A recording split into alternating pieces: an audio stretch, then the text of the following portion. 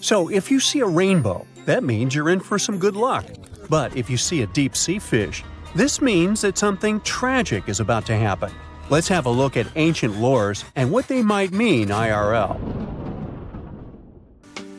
In August 2020, people started out their day just like any other in California.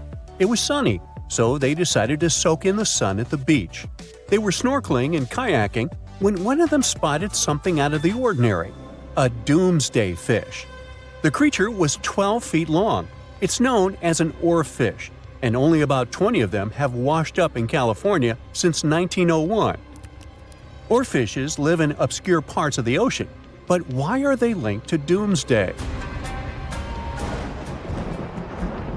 Japanese folklore says they are harbingers of disaster.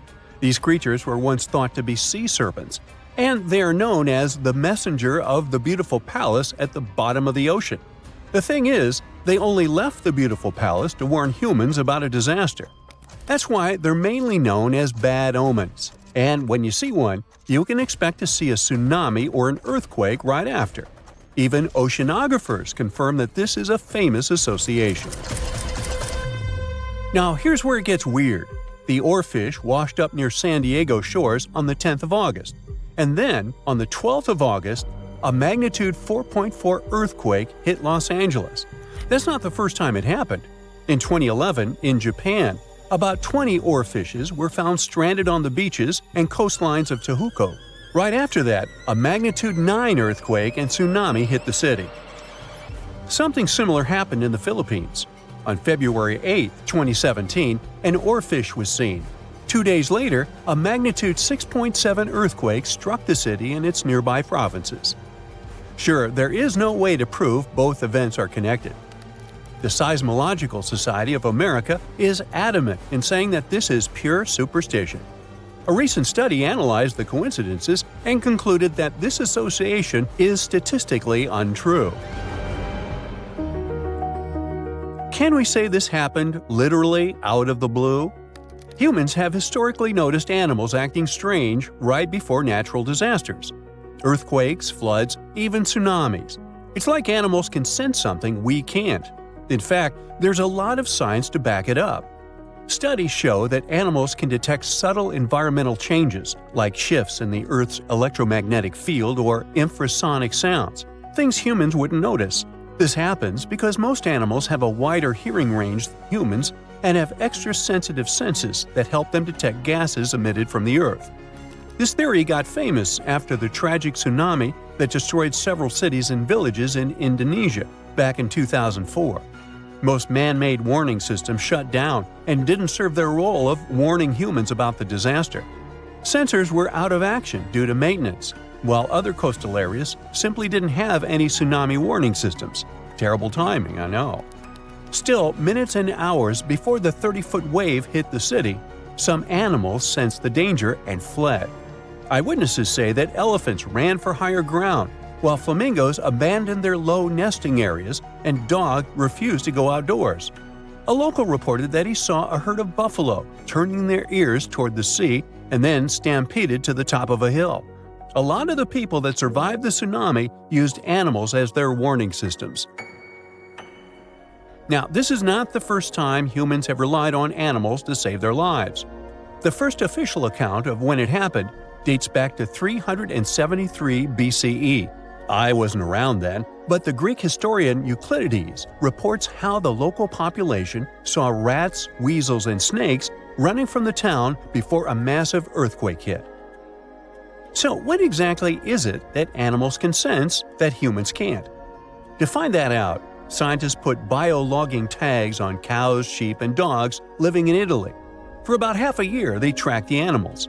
During this time, official statistics recorded over 18,000 quakes in the region. The most shocking information was that animals began to change their behaviors up to 20 hours before an earthquake. Before an earthquake, something called positive holes happen. It's an electric charge that flows from the crust up to the surface of the Earth. They can change the air molecules above where they appear, and animals can pick up on them. There's also evidence that animals might sense changes in groundwater. Before earthquakes, the stress in fault lines can release radon gas. which could alter the chemistry of groundwater.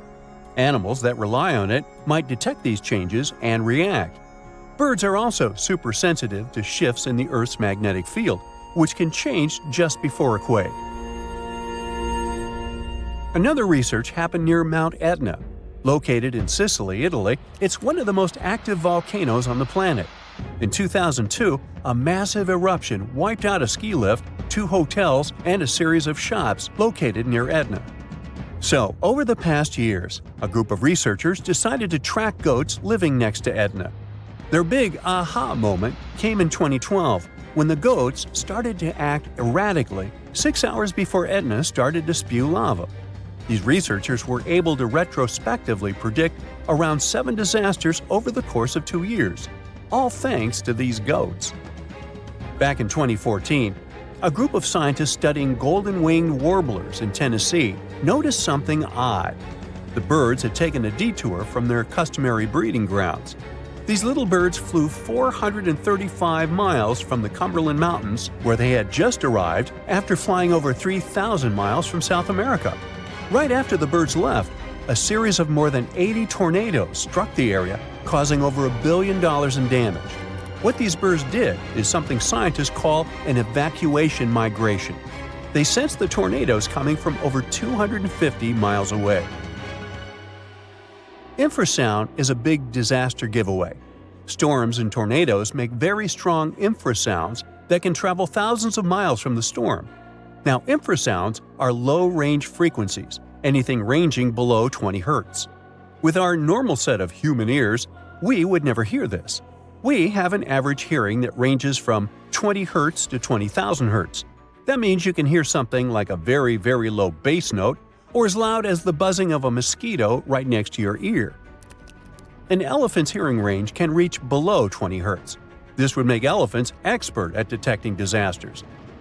Scientists also think that detecting infrasound is what helps birds dodge storms when they must cross the ocean. You see, the Pacific Ocean is known to not be at all passive. Although courageous humans venture to cross it, they're usually met with severe storms and conditions that their satellite instruments sometimes can't detect. Meanwhile, there's an ongoing project from France's National Museum of Natural History that is tracking more than 100 birds on their annual crossing over the Pacific. With the help of the International Space Station, they're trying to understand how these little creatures respond to natural hazards en route. But not everyone's convinced. Some scientists argue that while animals might be sensitive to environmental shifts, predicting disasters based on their behavior is too risky. The U.S. Geological Survey has pointed out that many reported cases of unusual animal behavior before disasters are anecdotal, meaning stories and reports, and large-scale studies have yet to prove a direct link. Although humans don't have these super capabilities of predicting disasters, we have some things that might help us. Notice this. The next time you're in a place where lightning is going to hit, your hair will give a sign. If it stands on end, this means that lightning is aimed toward your beautiful person and is about to hit you. So run, find shelter, get inside a house. That's the best you can do in a situation like this. Texas is home to some of the oddest, creepiest, and most unusual animals you've ever heard of. It might come as a surprise, but this state is full of creatures you'll hardly see in other places. So, let's have a look at the most amazing ones.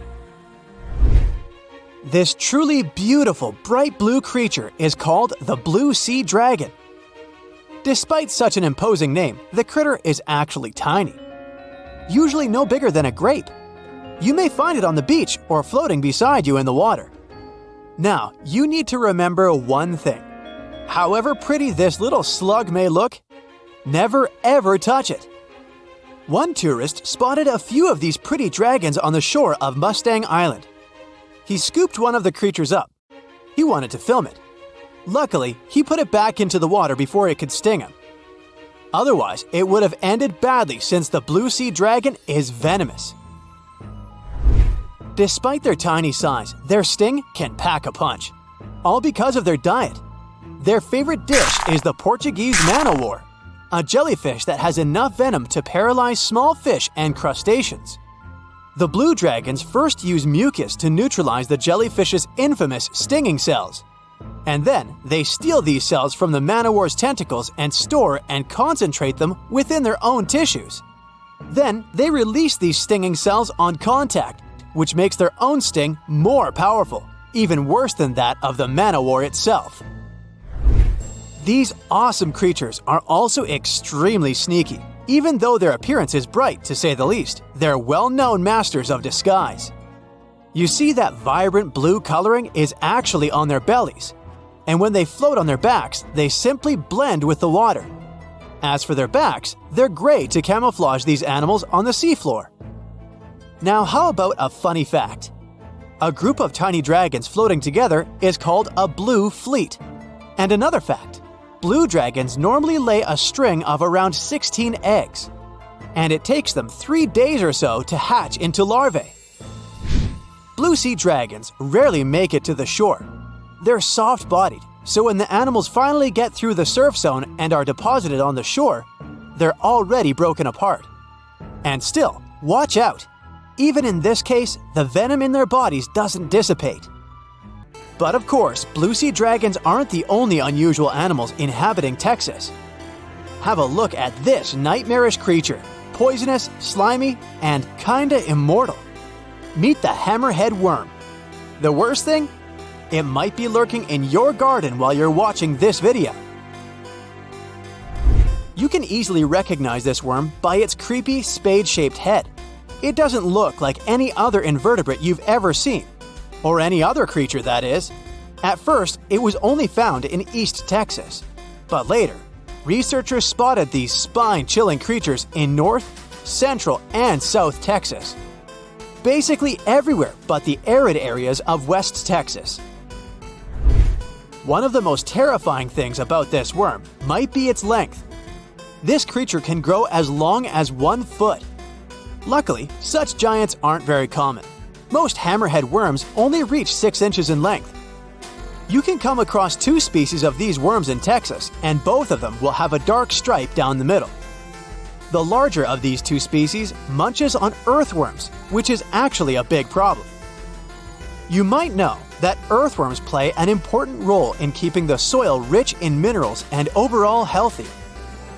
If earthworms disappear, plants in such areas won't be getting the nutrients they need. Even for humans and pets, meeting a hammerhead worm isn't the most pleasant experience either. Hammerheads are the only terrestrial invertebrates that secrete a very dangerous neurotoxin, the same as pufferfish produce. Thanks to the sheer size of the human body, touching a hammerhead worm won't hurt you too much, but it may still cause your hand to start tingling or even go numb. It's much more dangerous for pets. There have been cases when dogs ate hammerheads, which left them feeling sick for the whole day. Interestingly, these worms are native to Southeast Asia. But they must have mastered the art of hitchhiking, since in the early 1900s they were already found in the US. Keep in mind that if you want to get rid of a hammerhead worm, which is the best course of action, the worst thing you can do is chop it with a shovel. The thing is, flatworms reproduce by ripping themselves in half, so by cutting it, you actually help the populations of the worms, turning 1 into 2.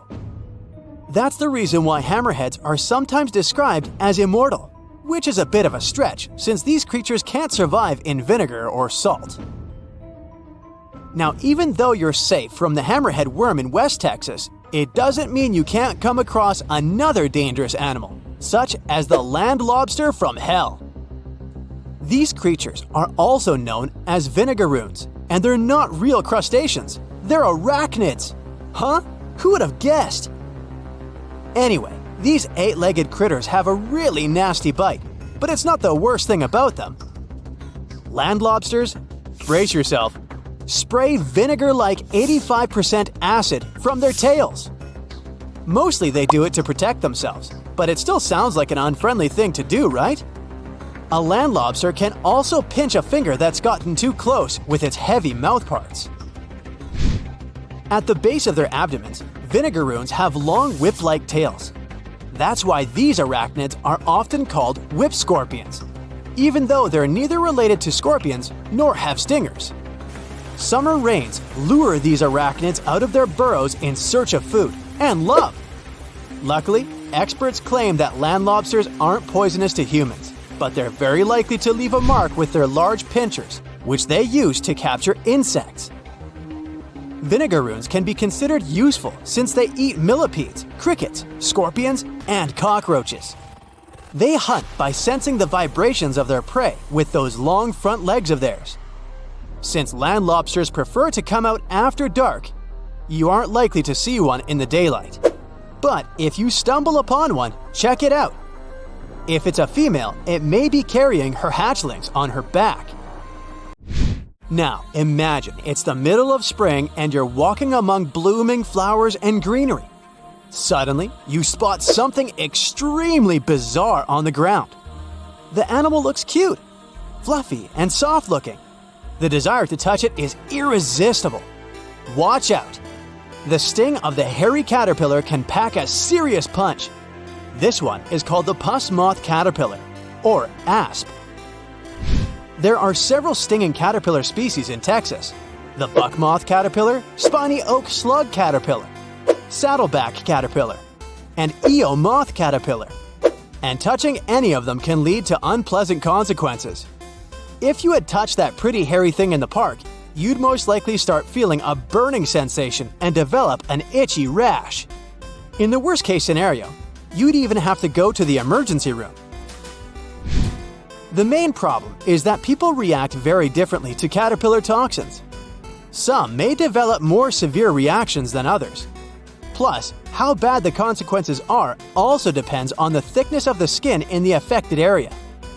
In most cases, the unpleasant sensation and rash go away in a few hours or sometimes days.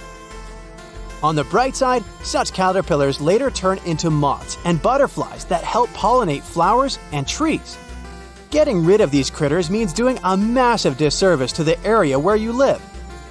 Specialists are sure that coming across a stinging caterpillar won't lead to anything bad if you keep in mind the rule of thumb. If a caterpillar looks fuzzy, don't touch it. And the best solution to dealing with such creatures is educating people on what such caterpillars are, what they look like, and why it's dangerous to touch them with unprotected hands. A mega drought might hit Australia soon, and this isn't just about a couple of dry seasons. We're talking about 20 years of little or no rain. While Australia could be facing the longest and most devastating drought since official records began, the rest of the world might struggle to buy bread, flour, or cereals. Energy prices are likely to spike globally, and neighboring countries like New Zealand, Indonesia, and Malaysia must be prepared to receive Australians directly affected by the lack of water. To truly understand how severe this situation could become, we should first examine past disasters. First off, Australia is no stranger to droughts, and this phenomenon can happen across their entire territory. From 2017 to 2019, the southeast part of the country went through what they call the tinderbox drought. This was a severe bone-dry event where the cooler months saw only about half the usual rainfall. Parts of Australia became so dry that wildfires were a constant threat. Crops failed, and water was scarce.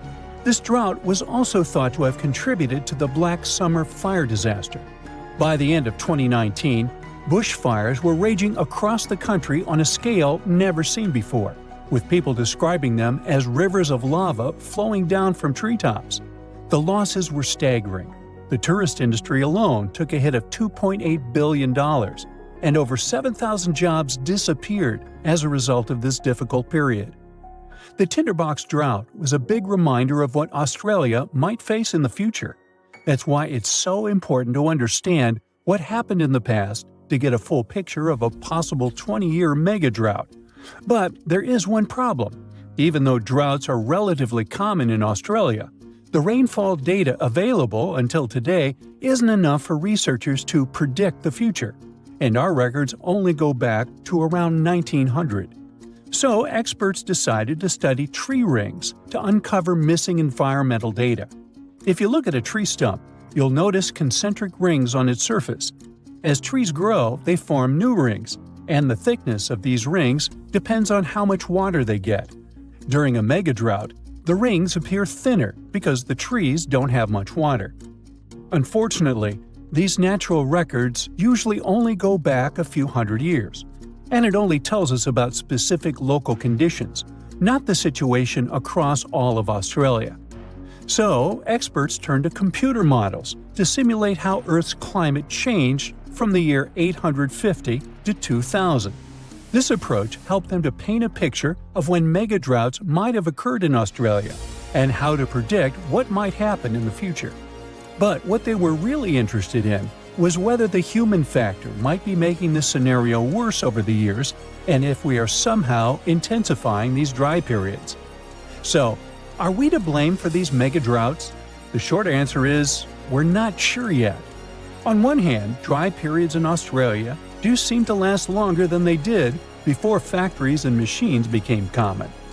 On the other hand, they don't seem to be getting more intense or happening more often than before industrial times. This means a drought lasting 20 years might not be directly linked to human activities. Actually, this kind of phenomenon is just a normal part of how rainfall changes in Australia over time.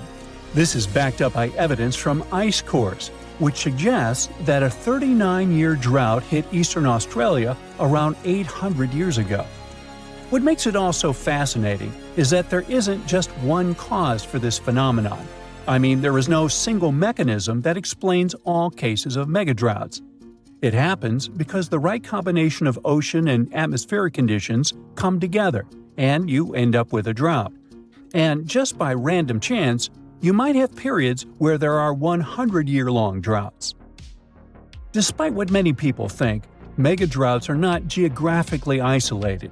They have occurred on every continent except Antarctica over the past 2,000 years, and are often linked to natural events. For instance, megadroughts in North America and Southwest South America were driven by El Niño, where the Pacific Ocean near the equator gets warmer than usual, disturbing normal weather patterns. They are not rare events either. In fact, the U.S. Southwest has been experiencing a megadrought since 2000. It's being considered the driest period in 1,200 years for the region. Major reservoirs like Lake Mead and Lake Powell are at low levels. Heat waves are hitting cities like Phoenix and Las Vegas harder than ever, and wildfires are happening more frequently as the land gets drier. Now, let's think about the future. Even though we have a very recent and concrete example from the U.S., research can't exactly predict how a 20-year megadrought would play out in Australia. Usually, such events show up mainly as reduced rainfall and snowfall, but in most areas, the increase in drought risk will be caused by a warmer, more arid atmosphere. So the ground will probably look parched and cracked, rivers and lakes will likely shrink, and the sky will be relentlessly clear and blue, with barely a cloud in sight. Farmers might struggle to grow crops, making grocery prices rise worldwide. Things like bread, flour, and cereals may become scarcer, as Australia supplies about 13% of global wheat exports. Coal mines might be affected, as they depend on water for extraction, washing, and processing. That might drive up power costs for industries around the world, which could be passed on to consumers, impacting global growth and inflation. As cities might face water shortages, Australians will likely find new ways to conserve every drop or maybe move to New Zealand or Southeast Asia. Now, you're probably thinking, when is this big event going to happen? Honestly, it's really hard to predict exactly. Megadroughts can happen every 150 to 1,000 years, but experts think Australia should be ready for one to happen in the next 10 years or so. And this possibly should be taken seriously. This phenomenon has been known to contribute to the collapse of entire civilizations. Take the Akkadians of Mesopotamia, who built the world's first empire more than 4,000 years ago. Studies of moisture at the ruins of Akkadian cities suggest that they experienced a massive drought lasting 300 years, and this may have led to their collapse. A similar thing happened to the Assyrian Empire, which existed over 2,700 years ago, in what is now northern Iraq. For years, it was a real mystery why they left their capital of Nineveh and never returned. But recent studies of a stalagmite in the Cunaba cave revealed that the rise and fall of the empire coincided with a wet period followed by a 125-year-long mega drought. Because they were very dependent on seasonal rain for agriculture, this dry period made their life much harder. Even though experts now believe they probably left because of the dryness, the question of where they went is still a mystery. So, yep, mega droughts may have played a role in the collapse of great civilizations in the past. But on the positive side, we've come a long way since then, and recent climate technologies can help us prepare for events like this. Now that we know a 20-year megadrought is very much possible and might happen soon, Australia has some time to get ready for it.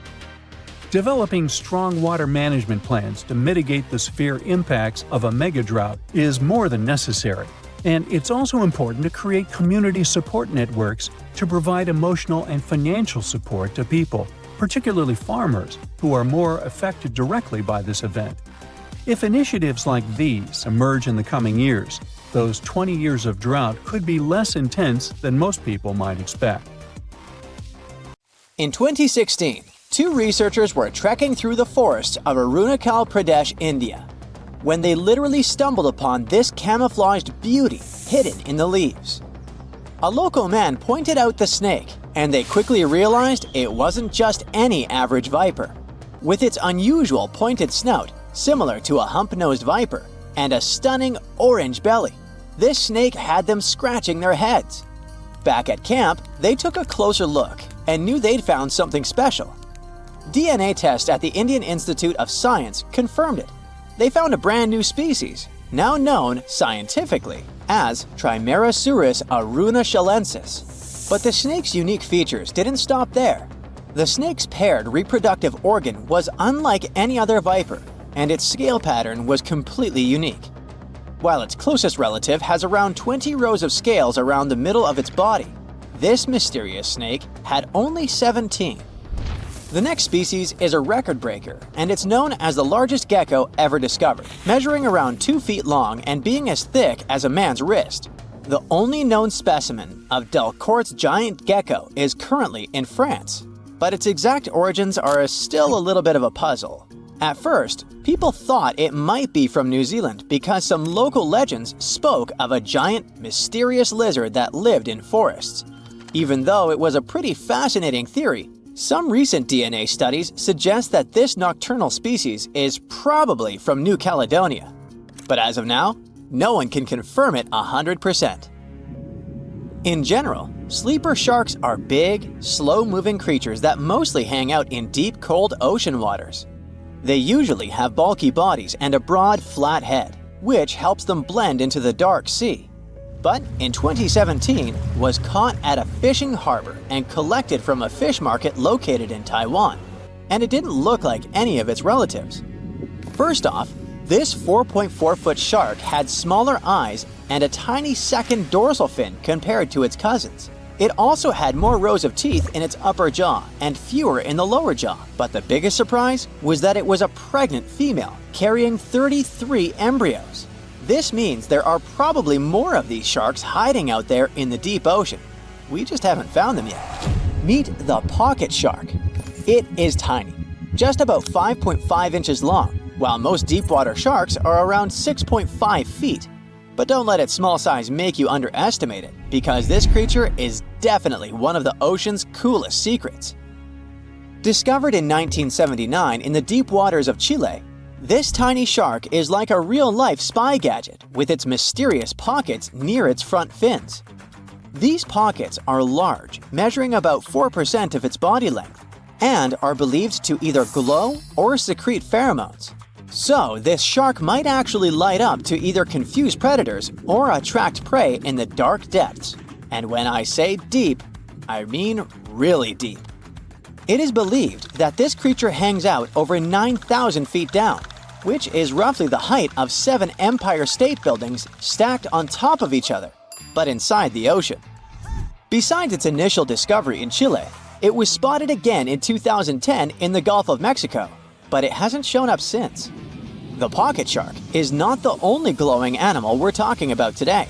This inch-long cockroach, scientifically known as Luchihormetica lucae, was actually first collected back in 1939 but only got its moment in the spotlight decades later in 2012. What makes this little buddy so interesting is that it uses bioluminescence, meaning it has spots that light up in the dark. Unlike fireflies that mostly use their glow to find a mate, this cockroach uses its light to mimic a toxic click beetle and scare off predators.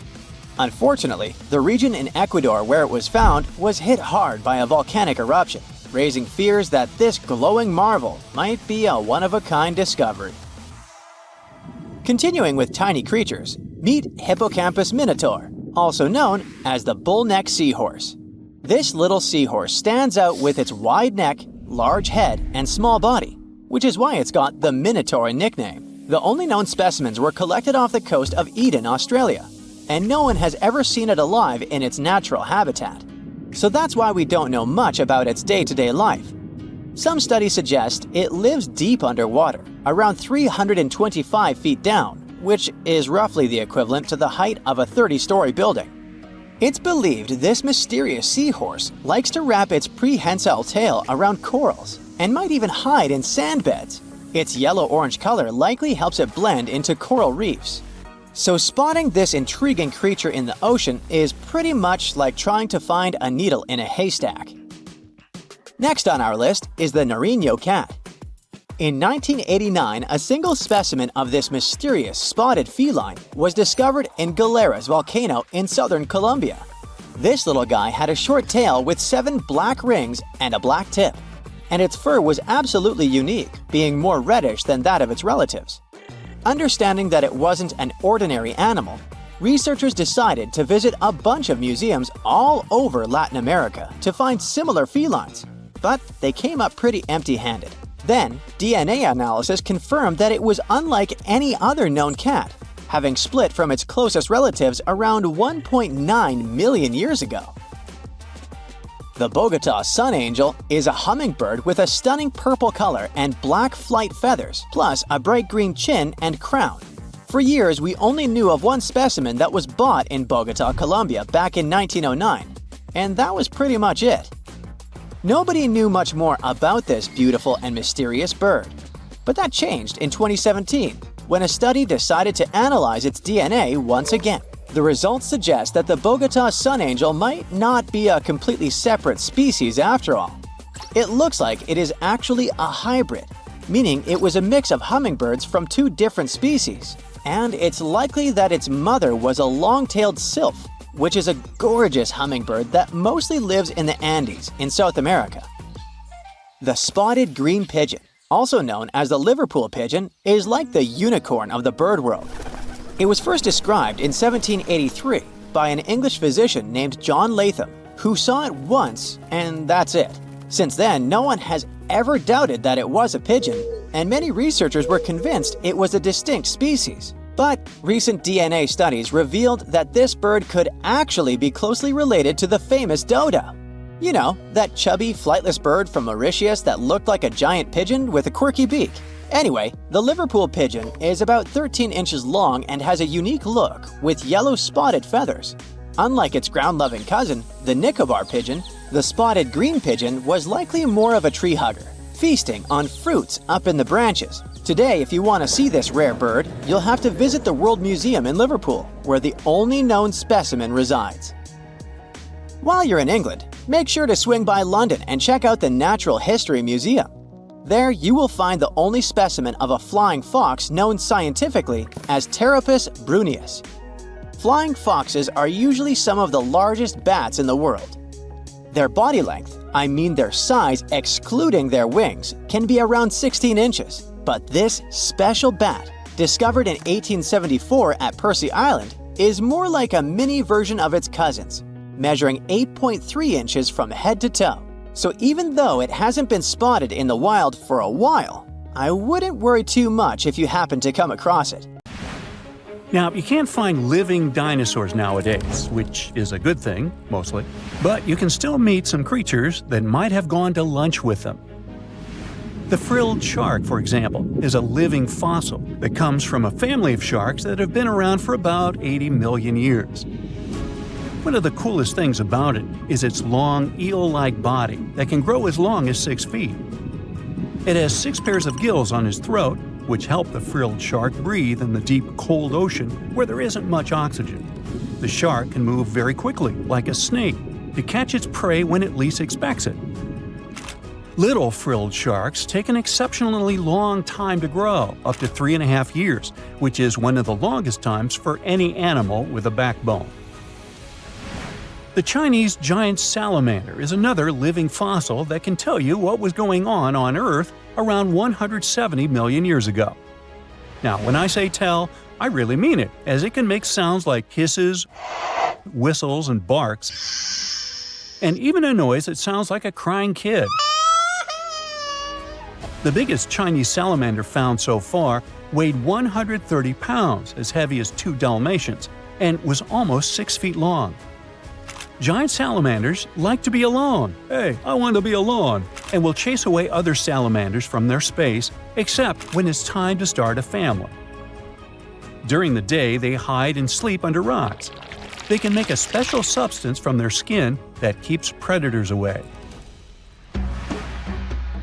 Now, gharials are reptiles that have been around for about 38 million years. They live in India and Nepal in slow-moving, muddy rivers. Sadly, there are very few gharials left in the wild, less than 100. These creatures can't control their body temperature, so they need to sunbathe to get warm or cool down in the water if they get too hot. Their eyes are close together and face forward, which helps them see in 3 dimensions and judge distances more accurately. Gharials also have a transparent third eyelid that protects their eyes when they're underwater. They have over 100 sharp teeth, but they can't chew their food. Instead, they use their strong jaws to grab prey and then, swallow it whole. The alligator gar is a fish that has a family history of more than 100 million years. It still has some cool features from ancient times, like being able to breathe both air and water.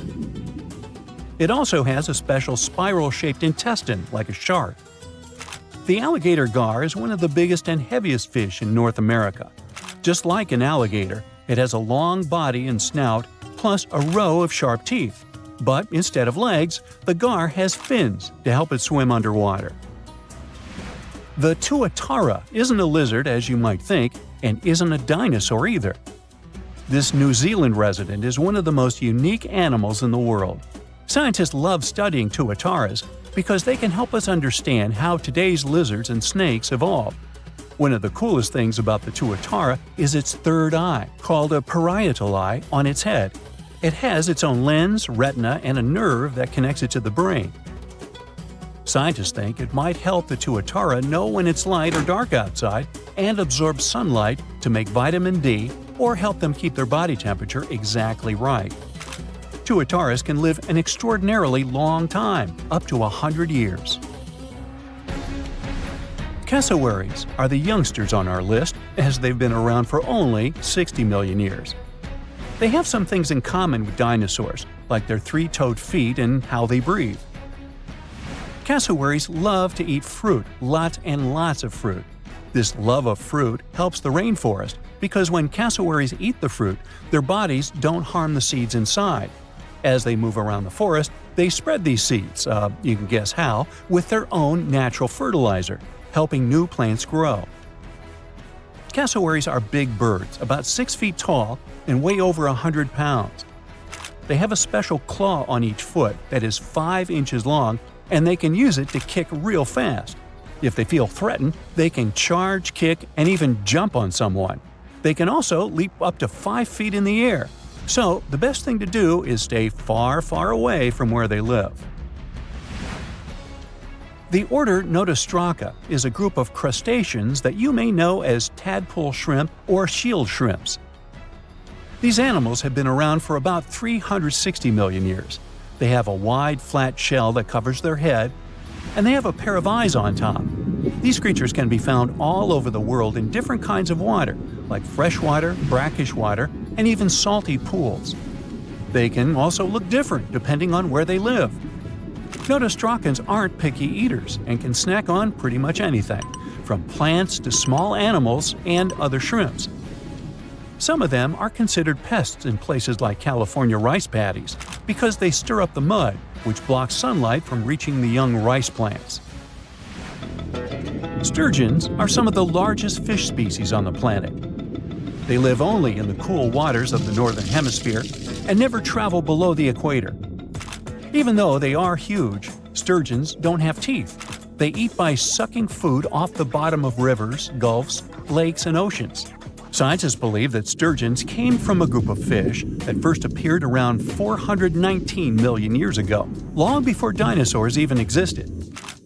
Their ancestors survived a big extinction event that wiped out 90% of all species and went on to become the largest fish in many rivers in North America and Eurasia.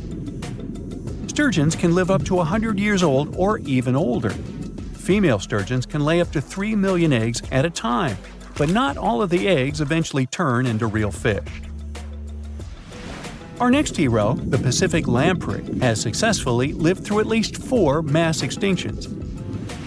Its ancient ancestors evolved over 450 million years ago. These creatures have cartilage instead of bones and a third eye, which is a special light-sensing organ on top of their heads. Instead of a regular jaw, they have a mouth surrounded by teeth. They latch onto prey and sup up body fluids like real underwater vampires. And although he wasn't living underwater, the story goes that King Henry I of England might have lost his life because of a lamprey. The English monarch loved this fish so much that he defied doctors' orders to stop eating its flesh. He got sick every time he'd have it, but the lack of bones and the unusual taste made the royal fall in love with it. As a result, he got some scary symptoms from eating lamprey and eventually passed away. Can you say clueless? The elephant fish, also called the Australian ghost shark, has been on Earth for around 400 million years. Even though they're related to sharks, they aren't actually sharks. Instead of bones, their bodies are made entirely of cartilage. These fish have a special shiny tissue in their eyes that can make their eyes look like they change color from yellow to green. Elephant fish can be pretty tough and will fight back if they feel threatened. They like to be alone and usually don't hang out with other fish.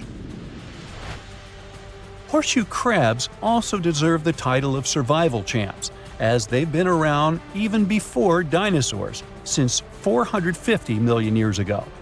4 species are still roaming the ocean from Maine all the way to Mexico. Horseshoe crabs are more like spiders than ticks than they are like real crabs. They have 9 eyes, plus extra light sensors near their tails so they can see really well.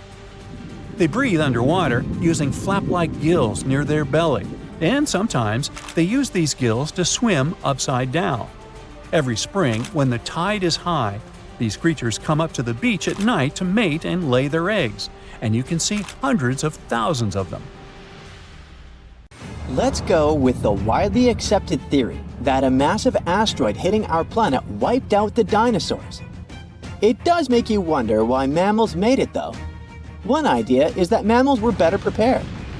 Back then, they weren't the most popular creatures on Earth, but they were pretty diverse. They bred themselves into a huge range of species, and it might have saved them.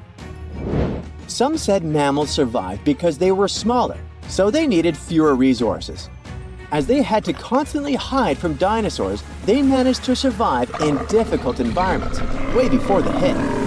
But let's say the asteroid never came, and it never damaged the environment the dinosaurs thrived in. It's safe to say our fauna would look different today. Take the mighty titanosaur.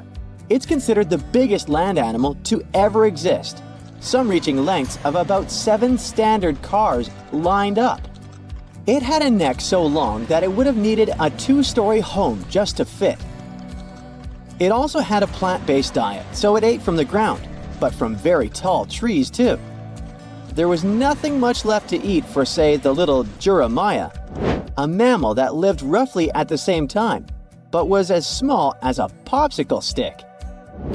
Let's take this thought experiment a bit further and imagine we have a time machine that could transport today's mammals to the time of the dinosaurs. Some scientists say they have gotten bigger, so there's a chance they could survive, right? They're also much more evolved in terms of their diets and skills. Others say definitely not. They couldn't survive, mostly because they're too small to compete with dinosaurs. An adult T-Rex was just about the size of a bus. It probably wouldn't waste its time trying to capture food that's human-sized, for instance. They'd probably be on the lookout for prey the size of a car, or even bigger, like an elephant. And it most likely wouldn't take them long to win the fight. Sure, a T-Rex might munch on something smaller too, but only if it's really hungry and has no other alternative. If we had no choice but to send some mammals back in hopes they could survive, what would be our best bet? Some say the chimpanzee could be a good candidate, as these primates build their sleeping nests higher up in trees. This might have kept them safe from the carnivore dinosaurs living on land. There's no real evidence of dinosaurs being able to fly, but we do know there might have been some reptiles that took to the sky for transportation. Like pterosaurs, the flying lizard. These ones like to eat fish and smaller animals, but who's to say they wouldn't pick up a chimpanzee given the opportunity? Another good candidate might be the hyena. Today, the spotted hyena is the most common big carnivore in Africa, and it's highly adaptable. They could snatch up all sorts of prey by themselves or even in larger units. They can digest most parts of their prey, including the skin and bones. These animals aren't picky eaters, and they wouldn't mind chewing on parts that other creatures would gladly skip on. Not to mention, they'll eat fruits too, if needed. Hyenas are overall healthy and sturdy animals, with some studies showing they hardly ever get health problems. But like any other animal on this planet, the hyenas also have their weaknesses. We still don't know why these creatures can't be found in Europe anymore. But some research suggests they found it hard to coexist with humans and wolves. Also, they're not very adapted to living in forests. Orcas might have been able to rub elbows with the dinosaurs too. These creatures also don't have any natural predators, which earned them the nickname the wolves of the sea. That's because they go out looking for prey the same way wolves do, in groups. Orcas may be related to dolphins, but we can hardly call them friendly, as there have been cases of them sinking ships on purpose. They're highly intelligent animals that spend time together and are very organized. They also do this thing where they often take down more prey than they're prepared to eat. It may be because they see this experience as training. Other theories suggest orcas are so intelligent that they look for food in advance, even though they're not hungry yet. It might also be because whenever they want something to munch on, they're looking for the best quality food there is. The reason why they might not survive in the dinosaur era, though, is the global temperature. Back in the Mesozoic era, our planet was seriously hotter, several degrees warmer than it is today. Orcas prefer living in colder waters, but you'll find them in all oceans and most seas. Ostriches are the no-brainer answer. Look at them. They're practically dinosaurs. They even have a long-lost dino cousin that lived in the Cretaceous era, called the Struthiomimus. Its name translates to ostrich-like because of its similar powerful and speedy legs, agility, and even feathers. On the downside, they might not be able to take down larger dinosaurs. The vegetation back in the Mesozoic era would have been different too. Conifers used to dominate land, and ostriches are known to be pretty picky eaters, so they might have had a difficult time finding food back then. There are plenty of reasons to send felines through that time machine too. In the Jurassic period, for example, there were plenty of slow-moving prey to eat and tons of hiding spots in the thick bushes. Felines are sneaky animals, have precise vision, and are extremely good at climbing. Some pack a punch for their size, making them fierce fighters. Lions are good contenders because of their speed and teamwork. They might be able to take down some decent-sized dinosaurs, like the Europasaurus, when working together. Leopards are really good at climbing trees, so they could snatch prey and enjoy it above the ground, where they might be safe from bigger predators. What might be their downfall is again the temperature difference. It was considerably hotter back then. Today's large mammals aren't equipped to deal with that extreme heat. Lions might be the kings of the savannah now, but it would be too hot even for them. If they ever want to grab a spiky-tailed herbivore for lunch like the Tugiangosaurus or Stegosaurus, they might be in for a surprise. One hit from their extremely powerful tail could cause some serious damage. Not to mention run-ins with raptors like the frightening Saurophaganix. The single most likely animal that might survive being roommates with the dinosaurs is the platypus. This quirky Aussie creature is one of those rare egg-laying mammals. It's a fan of freshwater and as close to a living relic as an animal can be. Scientists were able to trace its origin back as far as 120 million years ago. For food, it wields its sensitive beak to catch shrimp and worms underwater. When it dives, skin flaps cover its eyes and ears, so it becomes blind and deaf. But it still uses that beak like a high-tech radar. A grown platypus can even feast on half its body weight in a single night. Scientists have known for a while it shares many traits with reptiles, like its shoulder bones or the fact that it lays eggs. Other creatures that coexisted with the dinosaurs still exist today, just not mammals. Snakes made their way into our fauna in those prehistoric times too, as well as cockroaches and bees. Some species of sharks are even considered to predate the dinosaurs. And if we look at our entire planetary history, we'll see they survived 4 out of 5 periods of mass extinction. Horseshoe crabs have the nickname living fossils because their evolution was much slower than any other animal that we know of. Not because they're not smart, but simply because they found their perfect form much sooner. So they didn't need to make a lot of changes.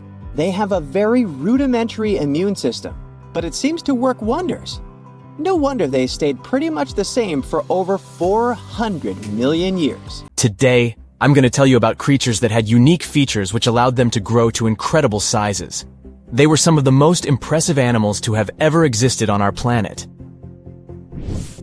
The Argentinosaurus is a genus of sauropod dinosaurs that lived approximately 97 million years ago in what is now South America.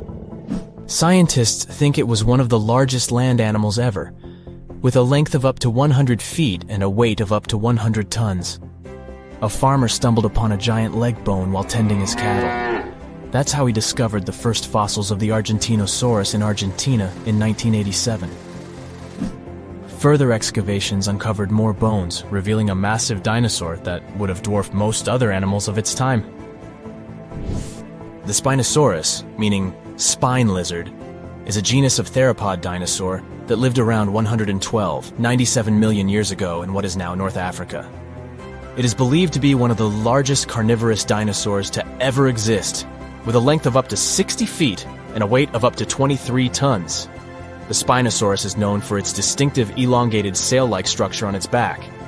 It was likely used for thermoregulation. It also had long crocodile-like jaws that were lined with sharp teeth. This allowed the creature to catch and eat large prey, such as fish, crocodiles, and other dinosaurs. The first fossils of the Spinosaurus were discovered in Egypt in 1912. The sperm whale, Physeter macrocephalus, is a species of toothed whale that is the largest toothed predator on Earth. It also has the largest brain of any animal species. It is found in oceans all over the world and can dive to depths of up to 7,000 feet in search of food. You can easily recognize sperm whales by their massive, block-shaped heads, which can measure up to 1/3 of their total body length. They have dark brown or grayish-blue skin and a distinctive wrinkled appearance. The Titanoboa is an extinct genus of a giant snake that lived approximately 58 million years ago. It is considered to be the largest known snake ever. It could grow up to 42 feet and weighed around 2,500 pounds. The first fossils of the Titanoboa were discovered in a coal mine in Colombia in 2004. This discovery meant a lot because it provided insights into the size and behavior of snakes during the Paleocene era, as well as the overall climate and ecosystem of the time. The blue whale, Balænoptera musculus, is the largest animal on Earth, measuring up to 100 feet in length and weighing as much as 200 tons. These marine mammals are found in oceans all over the world and can live up to 90 years. Blue whales have a long, streamlined body that is usually blue-gray in color with mottled patterns. They have a small dorsal fin and 2 pectoral fins that are about 1/3 the length of their body. Blue whales feed on tiny shrimp-like creatures called krill, and they eat a lot. A single adult blue whale can eat up to 8,000 pounds of krill in a day. The Leadsichthus is an extinct genus of large, bony fish that lived during the Jurassic period, approximately 155 million years ago. It is believed to be one of the largest fish that have ever lived. Some estimates suggest that it could grow up to 55 feet in length. The first fossils of Leadsichthus were discovered in England in the 19th century, and more recent discoveries have been made in other parts of Europe, South America, and Africa. Despite its enormous size, the Leadsichthus was a filter feeder, similar to modern-day whale sharks, and likely fed on plankton and other small organisms. The creature did it by simply swimming with its enormous mouth open, filtering water through its gills. The pterodostro is an extinct species of flamingo-like birds that lived approximately 35 million years ago. They were relatively small birds with a wingspan of about 2-3 feet. And they were known for their distinctive long, narrow beaks equipped with comb-like structures used for filter feeding.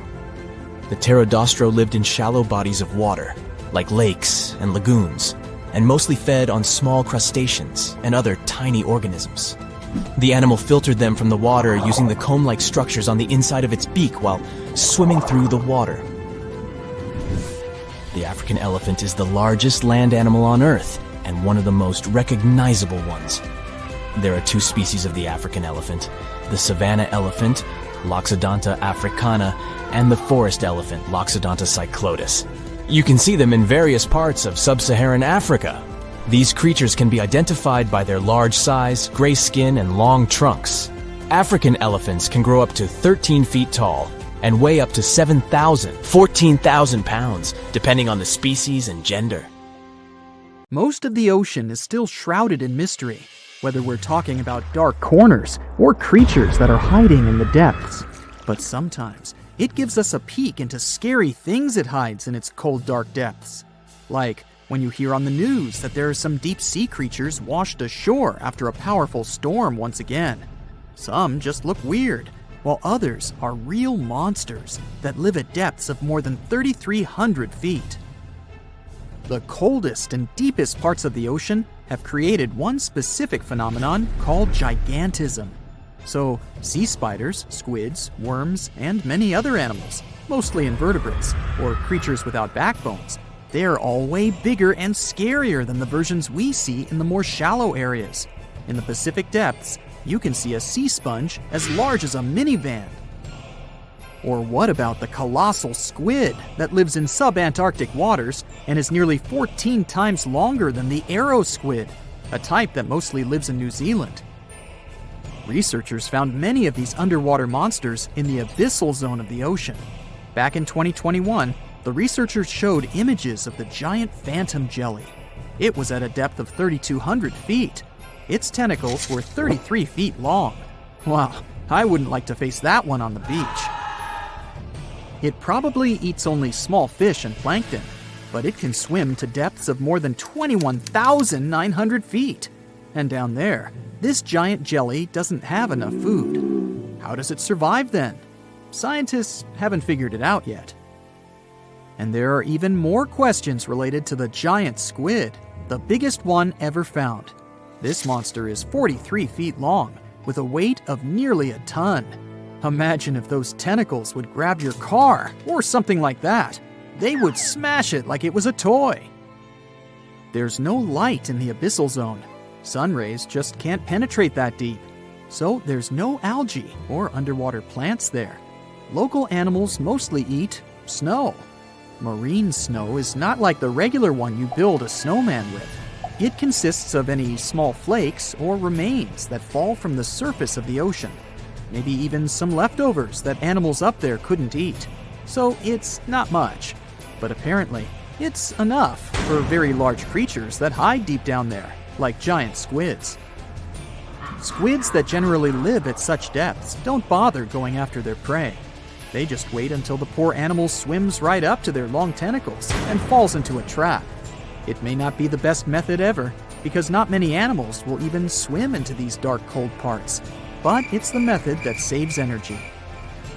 A giant squid eats only 1 ounce of fish daily, which is approximately 45 calories. That's nearly 50 times fewer calories than an average person should eat per day. So when a squid gets 1 fish, it saves it for a couple of days.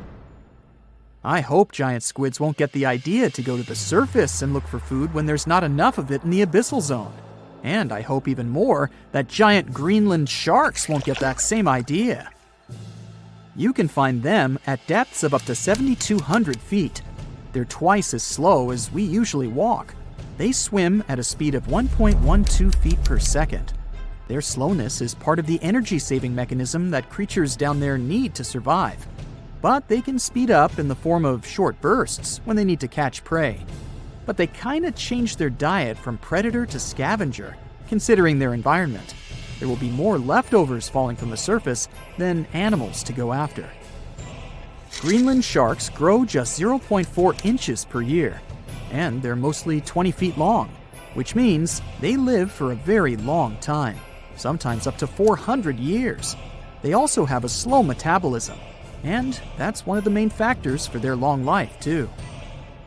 Greenland sharks like to spend their time in cold waters.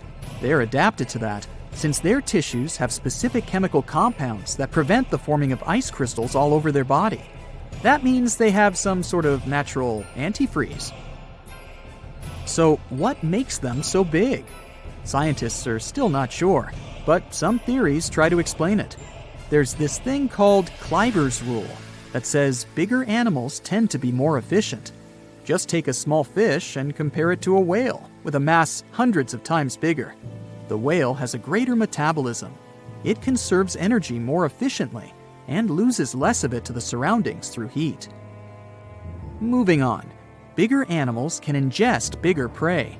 They're more likely to go through tough issues in their environment or defend themselves from predators going after them. Also, the body gets bigger when temperatures are lower. The Greenland shark is a perfect example. So are giant sea spiders. Sea spiders are generally common, and you find some very small ones at 0.04 inches. But in deeper parts of the Antarctic, they become 3-foot-long giants. They grow so big because the cold water has more oxygen. That way, more of it diffuses into the animal's body, and that allows it to grow bigger. Yeah, both as a creature and a nightmare. And how about this giant tube worm? Researchers found it accidentally while they were exploring the mysteries of the Pacific Ocean floor. They stumbled upon unusual hydrothermal vents. Volcanic heat is a thing that gets them going. As water seeps down through faults or cracks in the rock, these vents change their direction. When the water gets out of the vent, it's rich in different minerals and chemicals. Most animals wouldn't survive being around this toxic soup of chemicals, but not these tube worms. They came as a true surprise, because not only are they not bothered by these toxic vents and the almost boiling temperature of the water, but they developed entire ecosystems there. They're unique because they don't need sunlight to survive. Instead, small bacteria are their main source of energy. That bacteria gets their energy directly from these toxic chemicals. So it's not photosynthesis, but a process called chemosynthesis. And these tube worms don't have mouths. These bacteria live inside them. Strange story, huh? Plus, these scary worms reach up to 8 feet. Giant isopods are no better either. They lurk at the depths of the ocean of 1,640 feet or more below, far away from the sunlight, looking like some monstrous wood lice. They spend most of their time on the seabed, hoping to find some food falling from higher levels of the ocean. Check out their small hooked claws at the ends of their legs.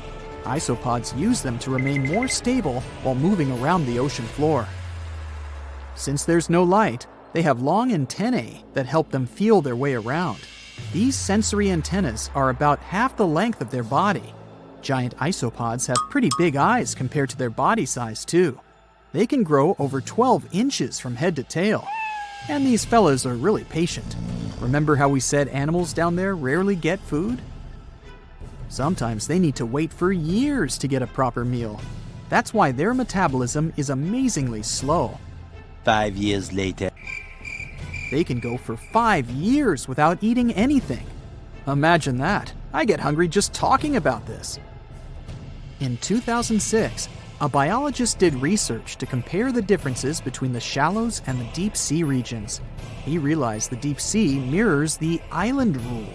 First, isolated parts of land develop biodiversity you won't find anywhere else. Second, small-bodied life there grows much bigger when it's isolated, compared to life on large land masses.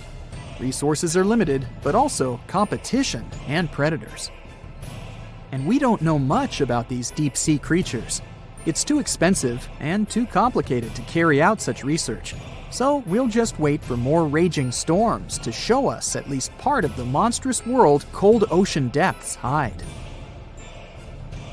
It looks like a prehistoric creature that came from the time of dinosaurs. This scary beast is called the basking shark. It can grow up to 39 feet. People have only reported 3 of them in the past 160 years. The last sighting was in 2015, and before that, about 80 years ago. These sharks sometimes rise to the surface to filter out small animals, such as shrimps and other small crustaceans, when they want to have a nice, tasty seafood dinner. But when there isn't enough grub at the surface, they go down to the depths of almost 3,300 feet, where they tend to stay for months, which is something researchers discovered using satellite tags. Tag, you're it! Now, basking sharks like to spend their time in more temperate waters, but they can migrate long distances. They live across the globe, but in warm tropical or subtropical areas, they won't go near the surface because they're not fans of high temperatures. The lion's mane jellyfish is not that rare, but it's fascinating how large it is. It's the biggest among jellyfish species and the longest animal. Its total length can reach 120 feet. That's approximately 23 feet more than the longest blue whale scientists know about. The jellyfish has around 70 to 150 tentacles, and they all contain huge amounts of neurotoxins that can seriously harm you if you come in contact with the animal. But people don't usually come across this type of jellyfish because it rarely lives near the coast, preferring the open ocean. Generally, you can find the lion's mane jellyfish no deeper than 65 feet below the surface, where it dines on small fishes, zooplankton, and some other types of jellyfish. It uses its tentacles to catch its value meal. Hey, you want fries with that? The giant phantom jelly comes out of the darkness and depths of the ocean's midnight zone. Its sun hat-shaped bell reaches over 3 feet across. This bell trails 4 ribbon-like mouth arms that can be up to 33 feet long. This quite rare creature uses its mouth arms to catch unfortunate animals swimming around and not knowing what's coming for them. Giant phantom jelly propels itself through the water with periodic pulses coming from its orange head. It glows faintly and mysteriously in the pitch-black depths. It lives across the globe in all the oceans except for the Arctic. I'm guessing it's too cold. Because of its odd shape, people often call the oarfish the dragonfish or sea serpent.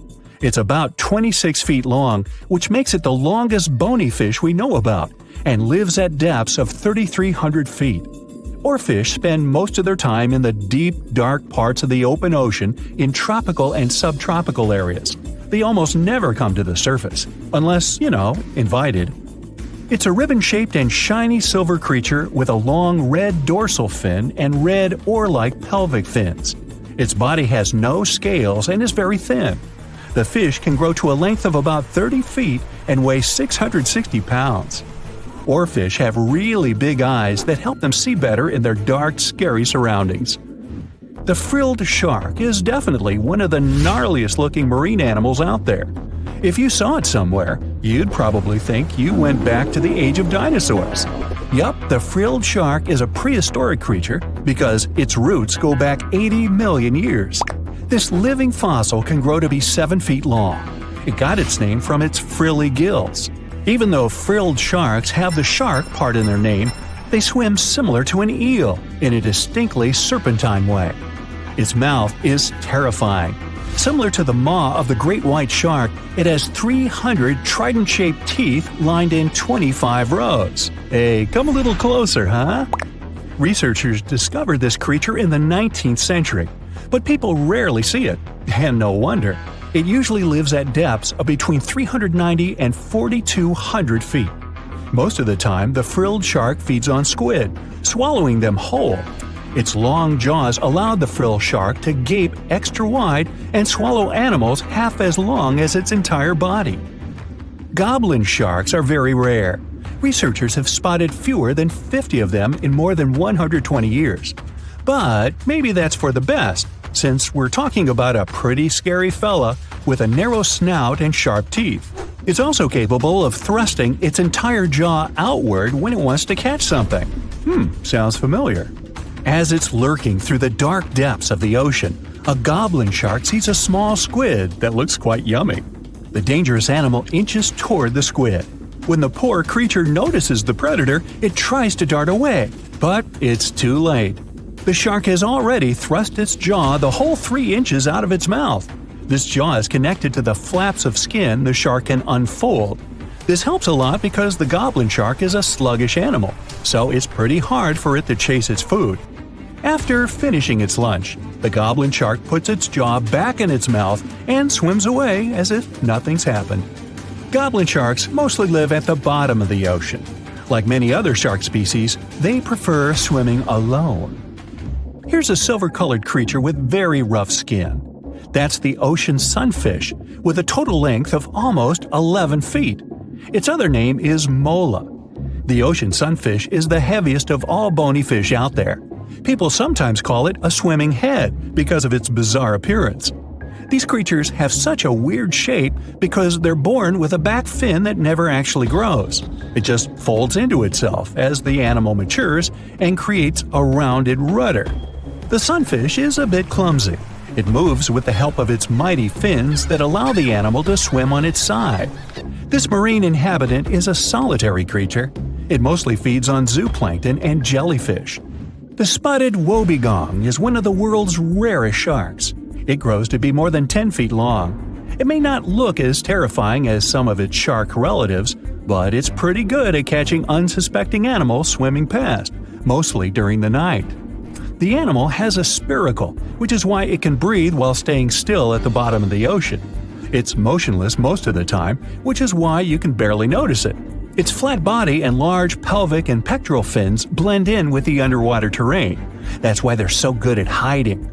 This ability helps when these sharks want to protect themselves too. Wobbegong means carpet shark. They usually live close to the ocean floor in coral reefs, on sandy bottoms, and under piers.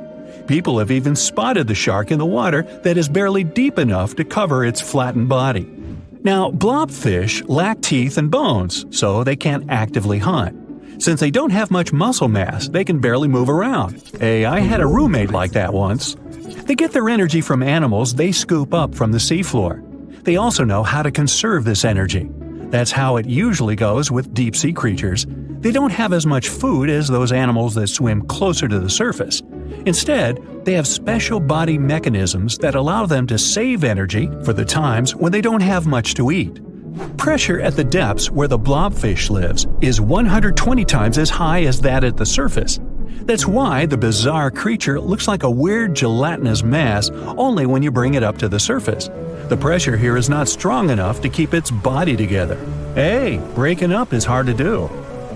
The white margin stargazer could compete with the blobfish for the title of the ugliest animal in the sea, don't you think?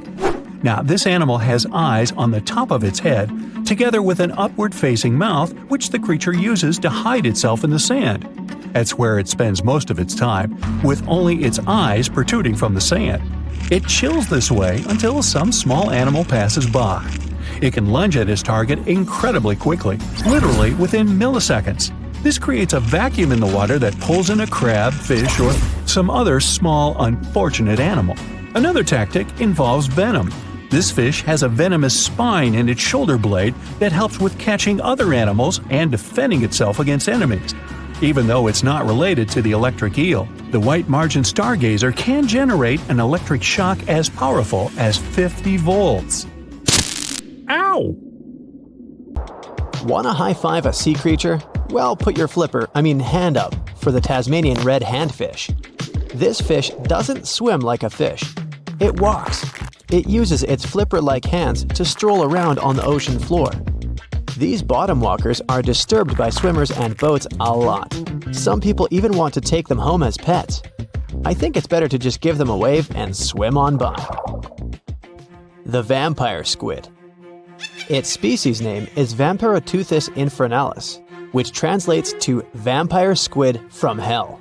Oh yes, this vampire squid means to terrify everyone with its name, its dark red color, its spikes at the bottom, and the scary fact that it can basically turn itself inside out.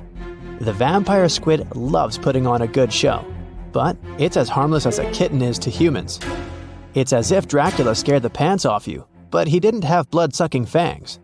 The vampire squid feeds on food particles from plants and animal matter floating near the ocean's surface. Since they're not predators, they need good defensive strategies, and their vampiric look is designed to ward off large creatures who want to eat them. Turning themselves inside out is a defensive mechanism since the spiky areas in the inner skin are more intimidating. They also shoot out a substance that does not have color, but is packed with bioluminescent particles to distract predators. The vaquita. Going out on a boat off the coast of Mexico sounds like the perfect vacation. The sun, the blue water, the most endangered sea creature. Wait, what? The vaquita isn't dangerous, but don't expect it to stick around to say hello or sign any autographs. It's incredibly shy. This little cow, that's what it means in Spanish, is one tiny sea mammal. With those black markings around its eyes, it looks more like a sea panda to me. Seeing one should make you feel very special. They're on the brink of extinction, mostly because they got caught by accident in fishing nets. It's estimated that there's only 10 left in the wild. The blue dragon. This little creature looks like something out of a kid's fantasy movie. It's called the blue glaucus, casually referred to as the blue dragon or blue angel.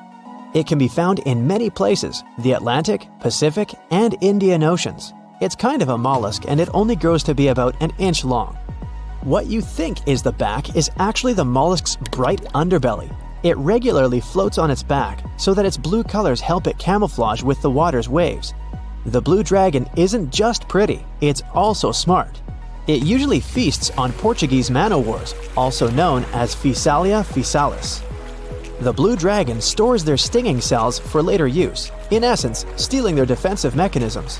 When the blue dragon is threatened, it releases those stinging cells it stored, directing them at an enemy to sting them with more power than the Portuguese man-o'-war would have been capable of. As they can store a huge amount of stinging cells, they can be a threat to humans. So, if you find one, don't pick it up. It's best to admire it from a distance. The barrel-eye fish. If you ever wanted to have Superman's X-ray vision, looking at the barrel-eye fish will make you feel like you gained that superpower at some point in your life without even realizing it. The barrel eye has a transparent head, so you can see how their eyes and brain look inside. This magnificent creature lives in the deep sea. This is the lowest level of the ocean, where strange creatures roam in near-freezing temperatures and constant darkness. They're exposed to water's pressure that's almost 1,000 times that of the surface. If the idea of the deep sea sends a shiver down your spine, stay tuned to learn about another of its creatures later on. The barrel-eye fish can be found in the Atlantic, Pacific, and Indian Oceans. You might be wondering, why oh why would a fish have a see-through head? And that would be a fair question. Since the species was discovered in 1939, it was believed that the fish's eyes were set to see straight ahead and couldn't move. So it was assumed that they had tunnel vision. Scientists Bruce Robinson and Kim Reisenbichler from the Monterey Bay Aquarium Research Institute recently discovered that the fish can move its eyes vertically to see through the top of its translucent head, thus noticing if there are predators or prey nearby. The transparent head also allows more light to enter so they can detect prey better. It's believed that the barrel-eye fish eats jellyfish and small fish species. If you dive in the ocean at night, you might be lucky enough to see how orange ball corallomorph blooms in the dark. But make sure to be quick because as soon as you turn on your flashlight to take a good look, it will retract its tubes back into itself. The megalodon. The whale shark isn't the biggest shark known to humans. If the entire shark species were a kingdom, the prehistoric megalodon would be the ruler of the sea. Megalodon roamed the ocean a long time ago. About 15.9 to 2.6 million years back between the early Miocene and late Pliocene eras. While they've long been extinct, people are still amazed to learn about these gigantic sea beasts. Megalodon could reach anywhere between 45 feet to 60 feet in length with jaws more than 6 feet wide. A fossil of a tooth that once belonged to a megalodon measured at 7 inches. Needless to say, I'm pretty stoked that these guys have long been extinct. But there's still some adventurers out there hoping to meet this monster one day. The Dumbo octopus. This adorable creature, or creepy creature, or however you want to see it, is officially called Grimpoteuthis. More casually, it's referred to as the Dumbo octopus, named after the Disney character. Though Dumbo, the elephant, not the octopus, was teased for his big ears, it's highly unlikely that this adorable octopus gets teased by its water neighbors. They are the deepest living octopuses, living in the deep sea, and you know how scary that place is. They're only about 8 inches tall and spend their days hovering just above the seafloor eating snails, worms, and other food they find in the current or near ocean vents. There are nearly 17 species of Dumbo octopus, and they all have differences in height, color, and body parts. If you can't get enough strange animals, you'll be glad to learn that the deep sea has barely been explored by humans. So keep an eye out. There are bound to be more fascinating animals discovered in the deep in the future. The sea angel. These creatures might look and sound pretty cute, but their diet is far from sunshine and lollipops. Their favorite food are sea butterflies. They lay mucus traps for them and wait in ambush. The squat anemone shrimp. This shrimp is tiny, only 0.5 inches. It's also known as a dancer shrimp because of its peculiar behavior. When agitated, it raises its bottom above its head and does a little dance. Divers also say it readily jumps on their hands and cleans them. The coconut crab. This guy may look pretty creepy, especially when the sun goes down. Mature coconut crabs are around 3 feet in length. Their preferred foods are coconuts, but they can also hunt down lizards and even large birds. The slender snipe eel. Slender snipe eel is a slim and long creature that's still a mystery for marine scientists.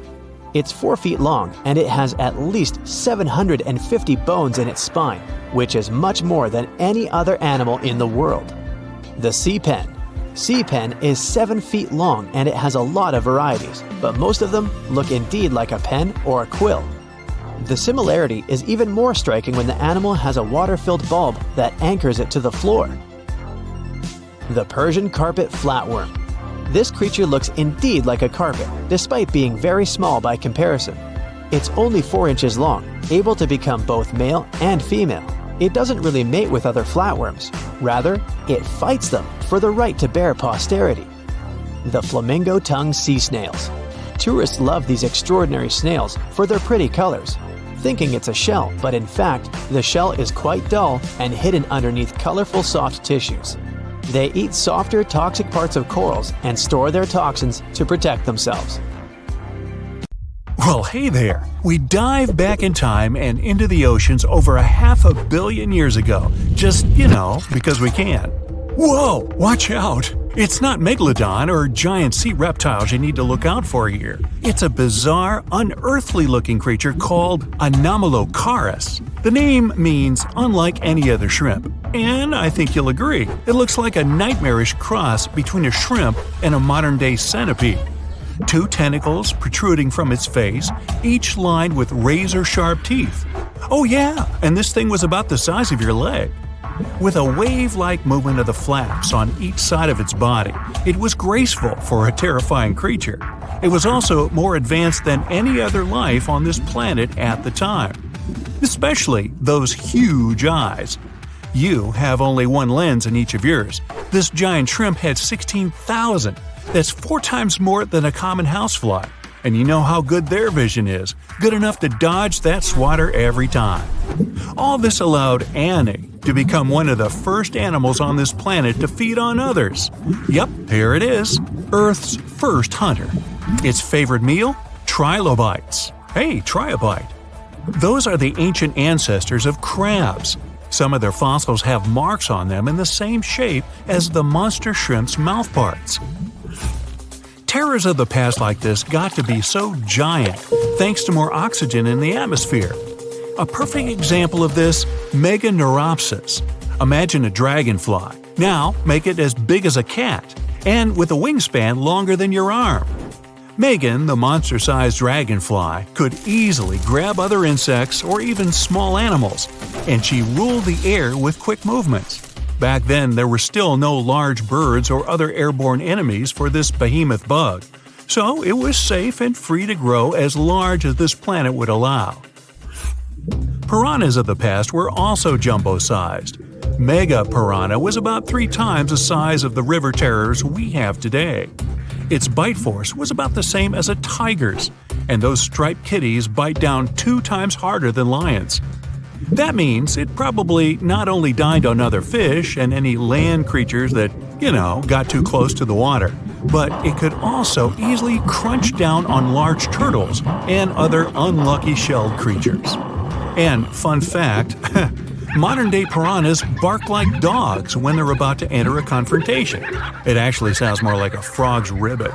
But makes you wonder, what did this mega-sized ancient cousin sound like? A bear roaring? How about giant sea scorpions the size of your bed? Go back about 460 million years, and you'd see them swimming under you. And watch out for that tail. Scientists still don't know if these creatures could use it to inject venom like your standard land scorpion, but something tells me I wouldn't want that thing anywhere near me. Then there's this guy, Therizinosaurus. Terry looks sort of like a goose with long arms. Oh, and did I mention this goose dino is about 2 stories tall and longer than a bus? Yow! Its arms make the T-Rexes look even more bite-sized, each 8 feet long, almost triple the length of T-Rexes. And on the end, razor-sharp claws the size of your whole arm. Now, don't worry about those lengthy claws too much, though. Terry probably used them to cut through giant termite nests. So, this huge reptilian goose was more interested in eating bugs and plants. Another mega monster for you, Megatherium. The giant ground sloth could look a giraffe straight in the eye and weighed as much as a hippo. It moved mainly on its hind legs and used its massive tail as support. It had huge paws with colossal knife-sized claws. The sloth could use them to defend itself from enemies and to bend tree branches in search of food. But the biggest danger to the giant ground sloth wasn't dinosaurs or saber-toothed tigers. It was our own species. Yep, humans showed up just in time to meet this fellow and to, eat him up. Titanoboa was a terrifying 50-foot snake, as long as the great megalodon itself. It was also more than 2 times heavier than the heavyweight champion among snakes today, the green anaconda. Crocodiles were a regular on this serpent's menu. Titanoboa could swim 3 times faster than the fastest Olympic swimmer our species has ever seen. It was quicker and more dangerous in the water than outside it. And don't forget the boa part of its name. This massive snake wasn't venomous. Instead, it liked to squeeze. Remember that giant shrimp from earlier? Well, Opabenia looks like its teeny-tiny finger-sized cousin. And instead of 2 toothy tentacles, this thing had a vacuum hose coming out of its face. On the end of that trunk, what looks like a single crab claw. Add 5 eyes and a mouth under its head, and you've got a recipe for something not of this planet. Only it is. This creature used its trunk like an elephant does. Its claw grabbed food from the bottom of the ocean and brought it up to its mouth. This thing is so weird looking that apparently when the scientist who discovered it presented his findings to an audience, they all laughed as if he were joking. Now, a real-life monster, the Tully monster. From a distance, it looks a bit like Nessie, that long neck and teeth-lined jaws. But get closer, and you'll see it's more like a long nose with a mouth attached at the end, like a mosquito. Its eyes are further back, sticking out of tubes all snail-like. Tully was an ancient mollusk, about the size of your forearm. It probably dined on jellyfish and shrimp 300 million years ago.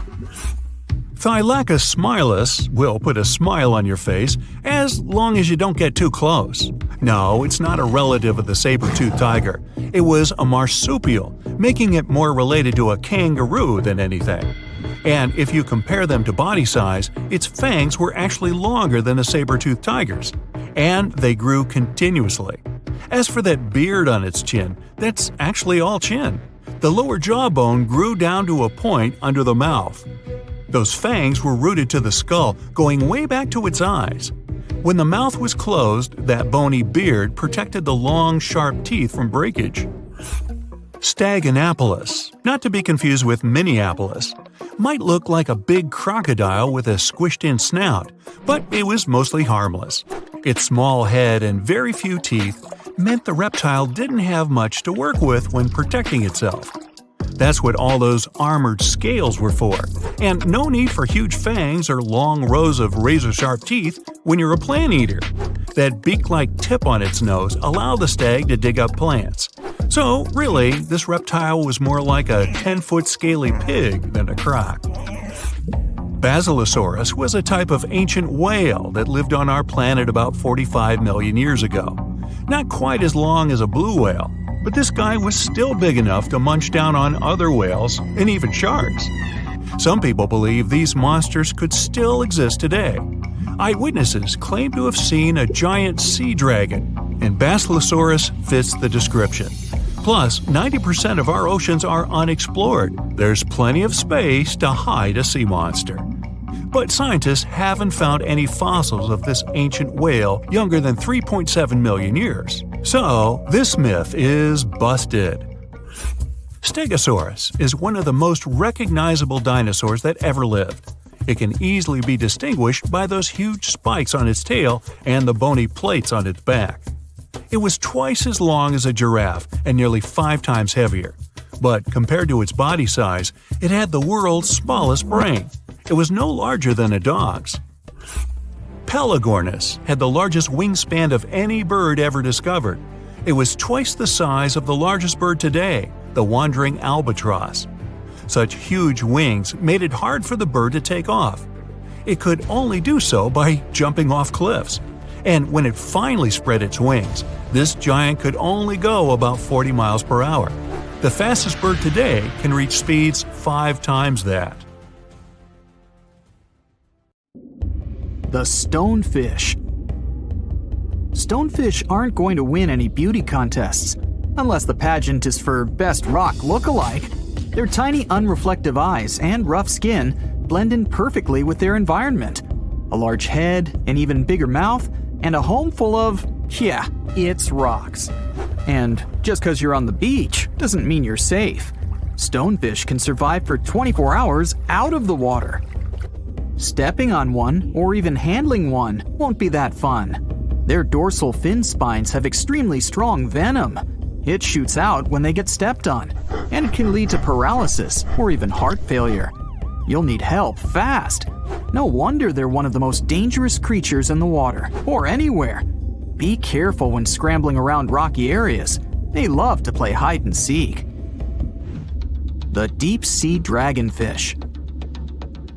If there were a prize for the most hideous fish in the ocean, the deep-sea dragonfish would win. With slimy, scaleless skin, massive teeth, and a face only a mother could love, this bad boy of the sea is nothing to mess with. It likes to swim between 700 feet and 6,000 feet below the surface of the ocean, where the waters are the darkest and coldest. Along with some other creatures on this list, the deep-sea dragonfish relies on its bioluminescent body parts to catch prey. It also uses its hanging appendage, which boasts a little red light on the end, coming out from its lower jaw. Many fish mistake this little light for prey, luring them right into the jaws of the deep-sea dragonfish. Very clever dragonfish. Very clever indeed. The fangtooth. The Mariana Trench is an underwater trench with a depth of 35,000 feet, nearly 7 miles below the ocean's surface. Let that sink in.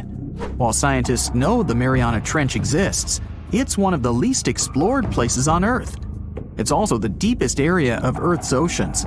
And although many creatures down there probably haven't even been seen by humans yet, scientists have had the creepy pleasure of getting to know the fangtooth. The fangtooth fish shamelessly lives up to its name. Just look at that thing.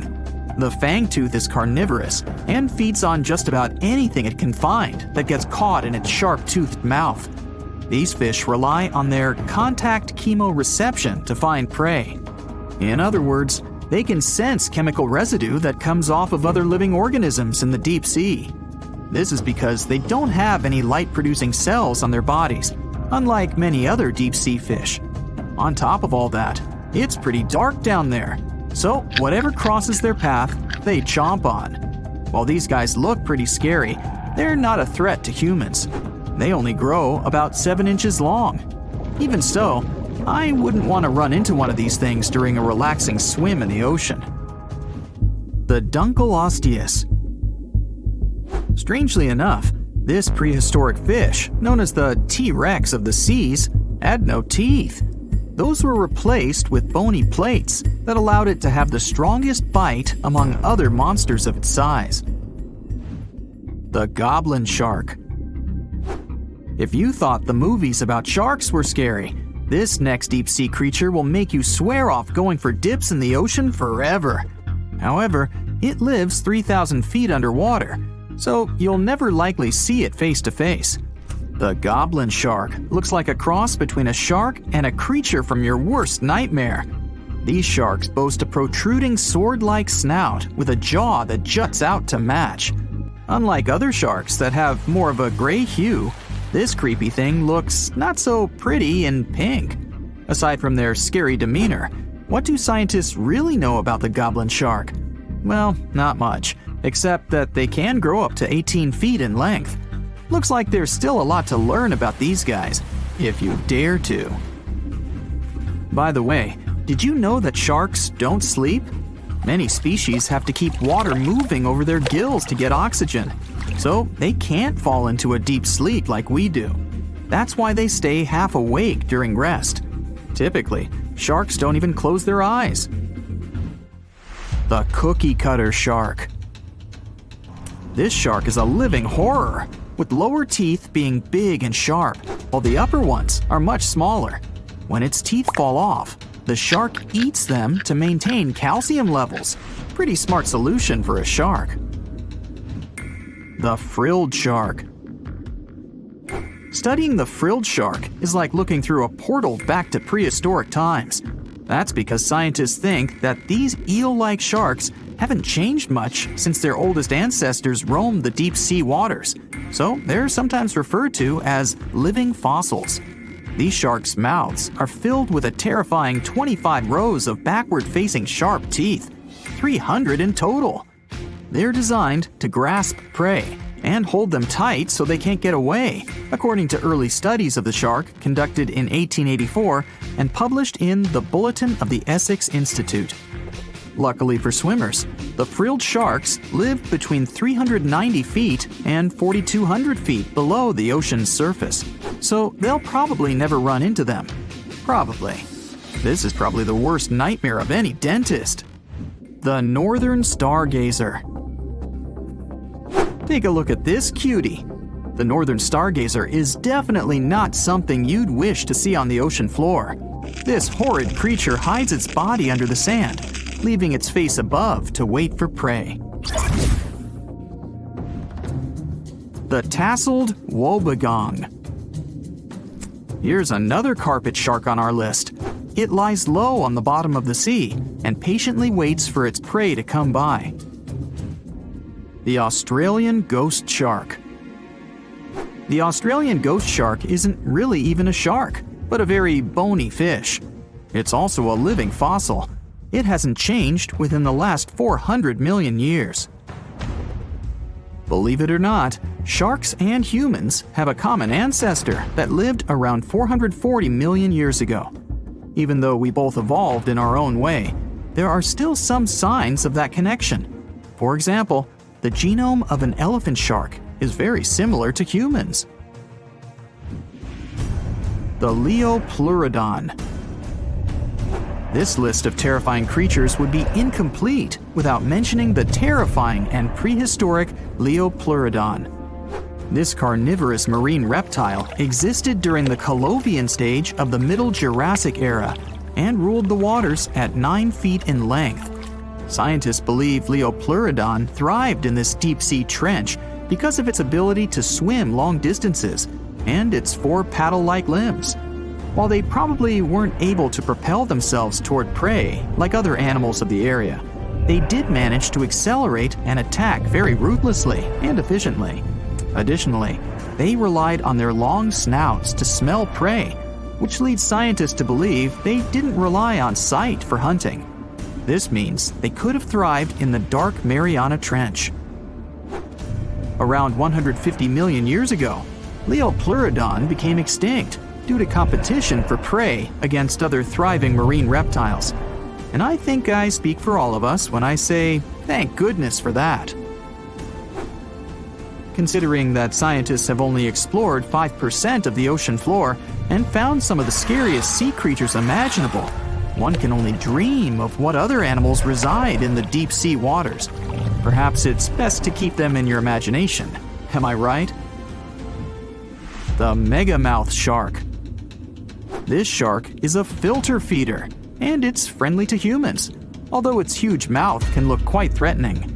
Like basking sharks, it swims with its mouth constantly wide open, as if it were on Twitter. The gulper eel. This deep-sea eel has an easily distended belly that allows it to swallow prey twice its size in a single monstrous bite. They have very unusual jaw shapes and can reach about 2 to 3 feet in length. Do you see that large log near the ocean floor? Maybe it's part of an old ship. Treasure, gold, diamonds, I'm rich! Well, as you get closer, you notice something. It's swimming! It's not a shark or a dolphin, it's a saltwater crocodile! Now don't panic. If you bump into one of these reptiles in the sea, it's unlikely it'll think of you as food. Crocodiles have a special valve in their throat that stops them from drowning underwater, but that doesn't mean they can't bite. Usually, they're heading to a nearby island, and the quickest way there is to body surf. They can't really take the ferry, you know. Watching one from a distance should be okay. Just don't swim to shore right away. They love to ambush their lunch in shallow water. If there's one time I'd want to see a great white shark, it's when I'm diving with crocodiles. They'll gladly take a crocodile-sized nibble, given the right motivation. Think you know what lurks in the depths of the ocean? While nearly 95% of our oceans haven't been explored yet, it's hard not to let your imagination run wild. But thanks to brave explorers, deep-sea cameras, and awesome archaeologists, we do know about some pretty incredible sea creatures living in our waters today, and millions of years ago. From the 9-foot spider crab to the 60-foot prehistoric megalodon, these sea dwellers come in all shapes and sizes. But let's focus on sea creatures famous for their huge size. Can you guess which living species of whale is the largest?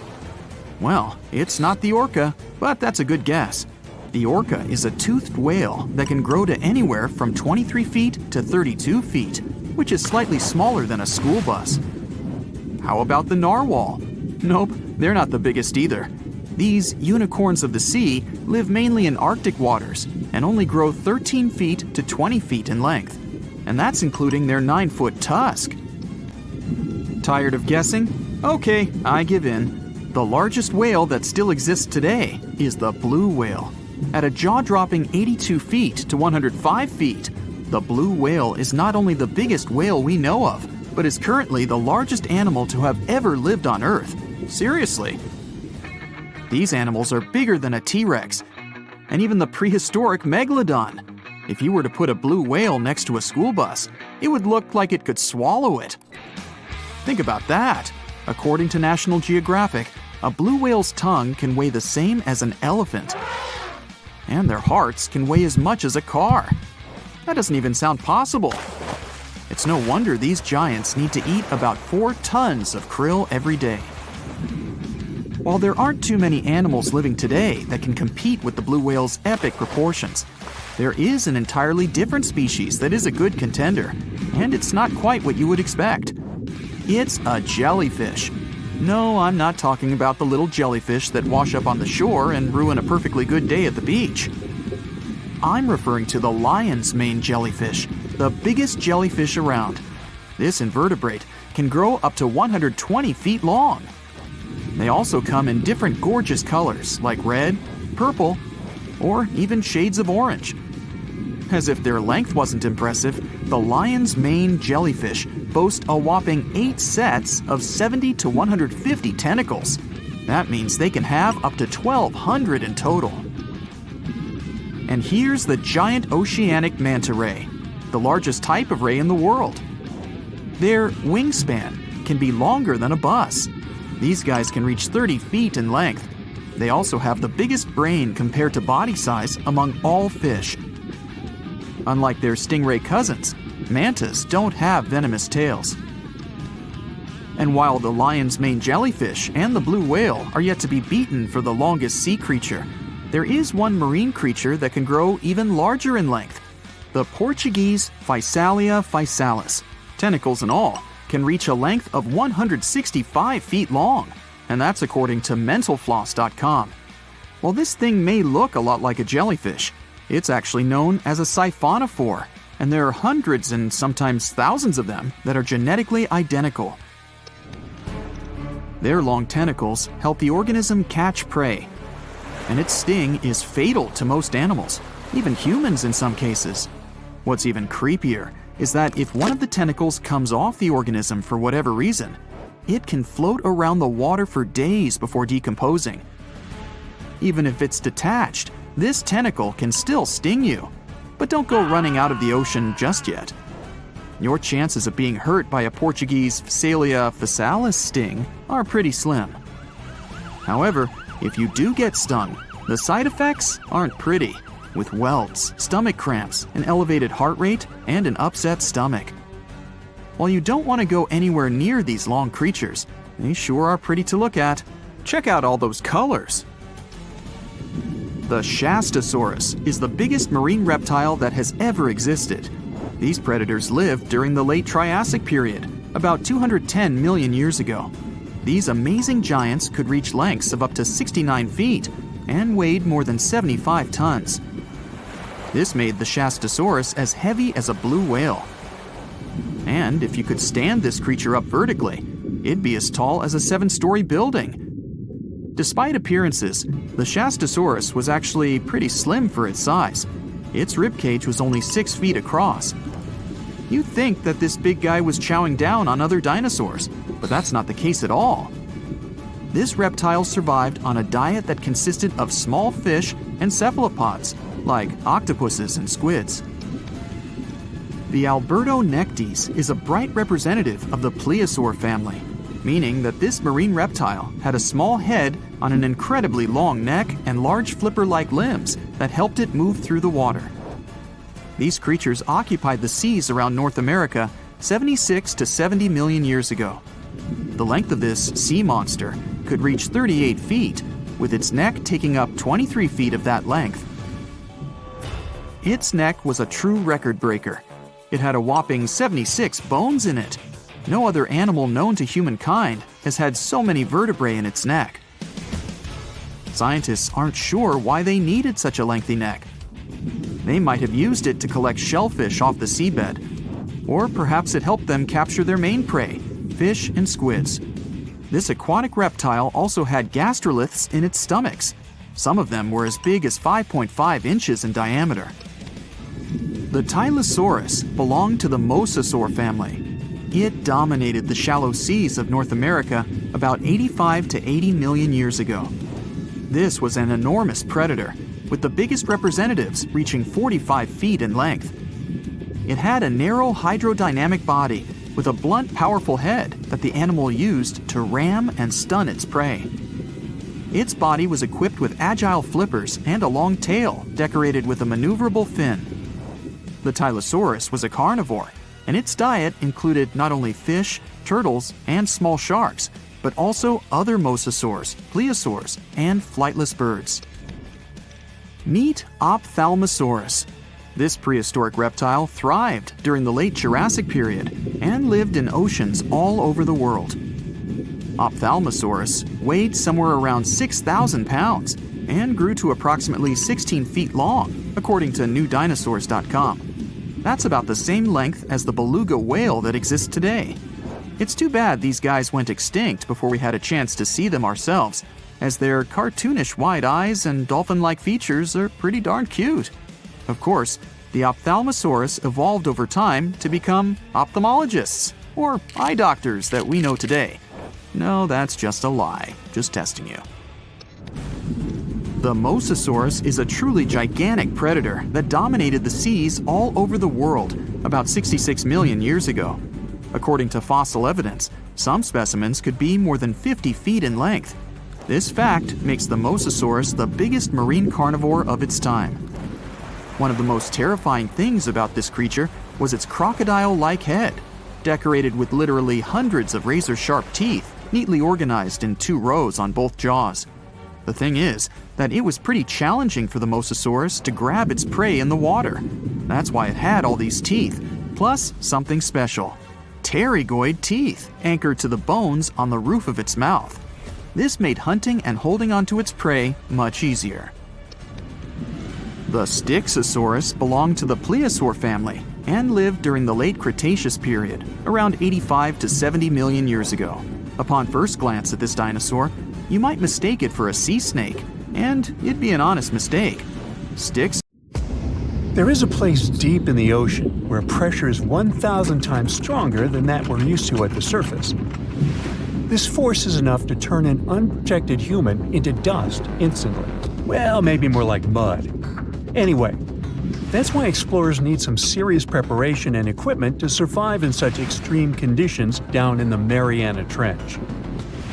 It is as wide as 20 national malls in Washington, D.C., and about 1/5 as long as the diameter of Earth. People who went all the way down describe it as a chilly, quiet, and very peaceful place. They saw a bright blanket of red and yellow rocky outcrops, and there was a whole variety of unique, small, translucent animals. The popular myth is that more people have gone to the moon than to this deepest place on Earth is not true, though. In total, 24 humans flew to the moon, and at least 27 brave souls dove down to the Mariana Trench. Most of them were explorers and not proper scientists. They just go there for the thrills and also to collect video evidence of different wildlife, geological formations, and human-made objects. Humans started traveling around space and into the ocean depths at around the same time.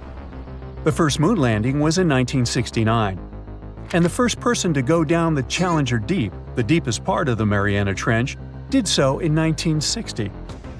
This unusual location got its name after the British ship HMS Challenger, which first located this massive drop in the ocean floor at the end of the 19th century. It would take 8 more decades before the first human went down to it. Explorers didn't manage to do it in a conventional submarine.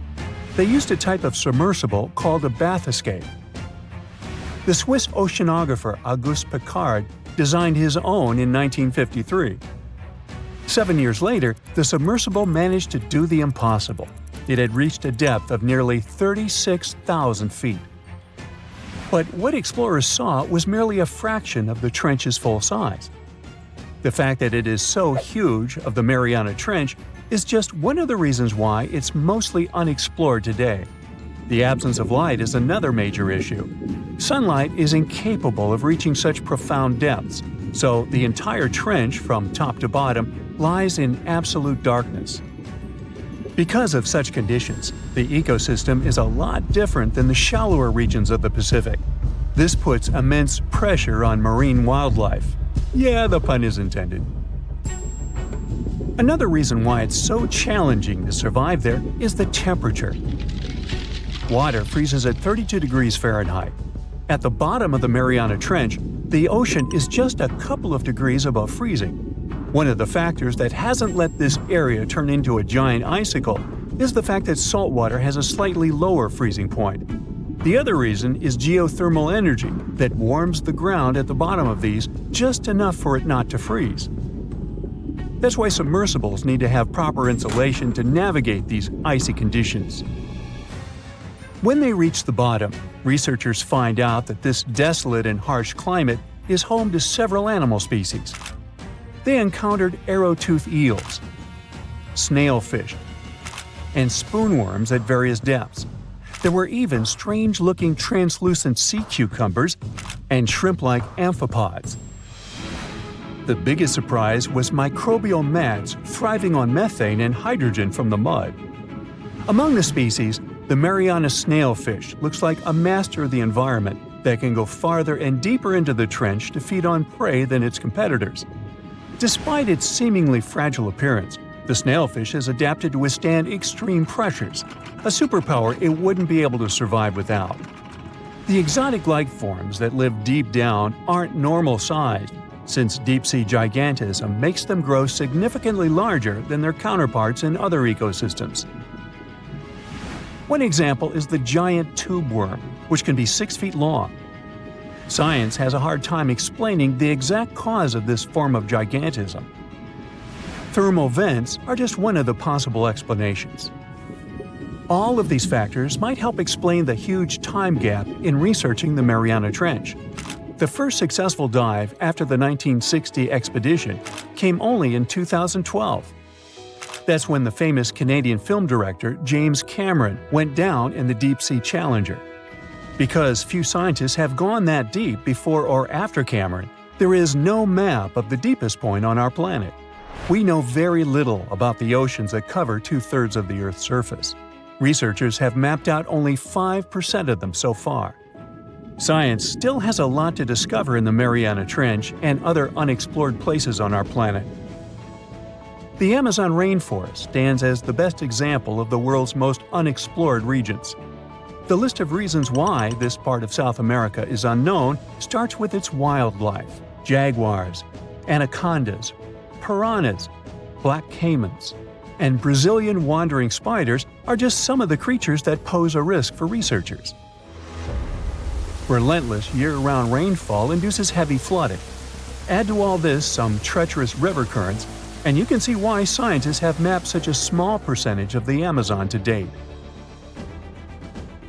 In just one region of Brazil, near Peru, there are at least 14 tribes that have never had contact with the outside world.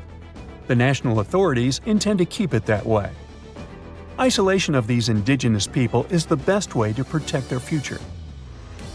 The same goes for a remote island in the Indian Ocean.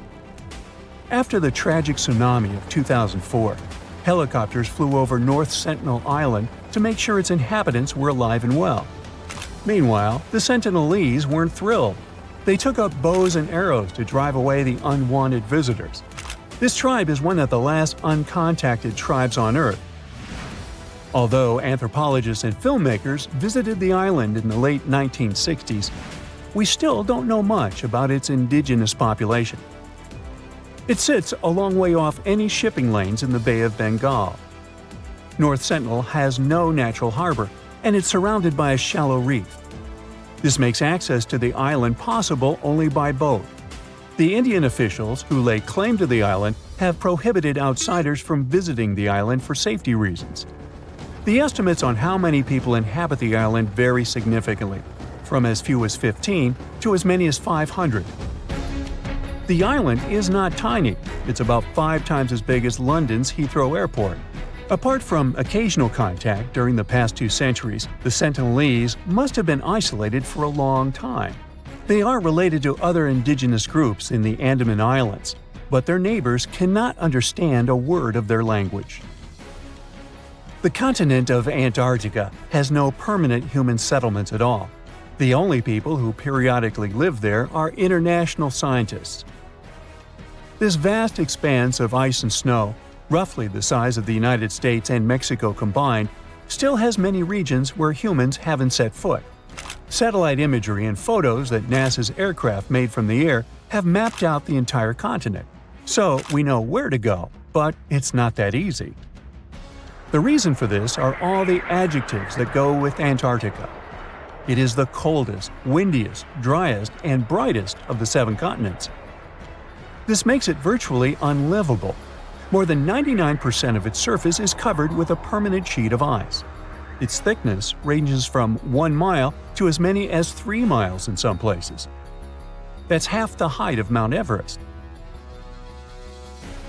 Now, the Himalayan range contains the world's tallest unclimbed mountain. It is also the tallest mountain in Bhutan. In the local language, the mountain's name translates as White Peak of the 3 spiritual brothers. Out of respect for the spiritual beliefs of the local population, national authorities restricted and then completely banned mountaineering at the beginning of the 21st century.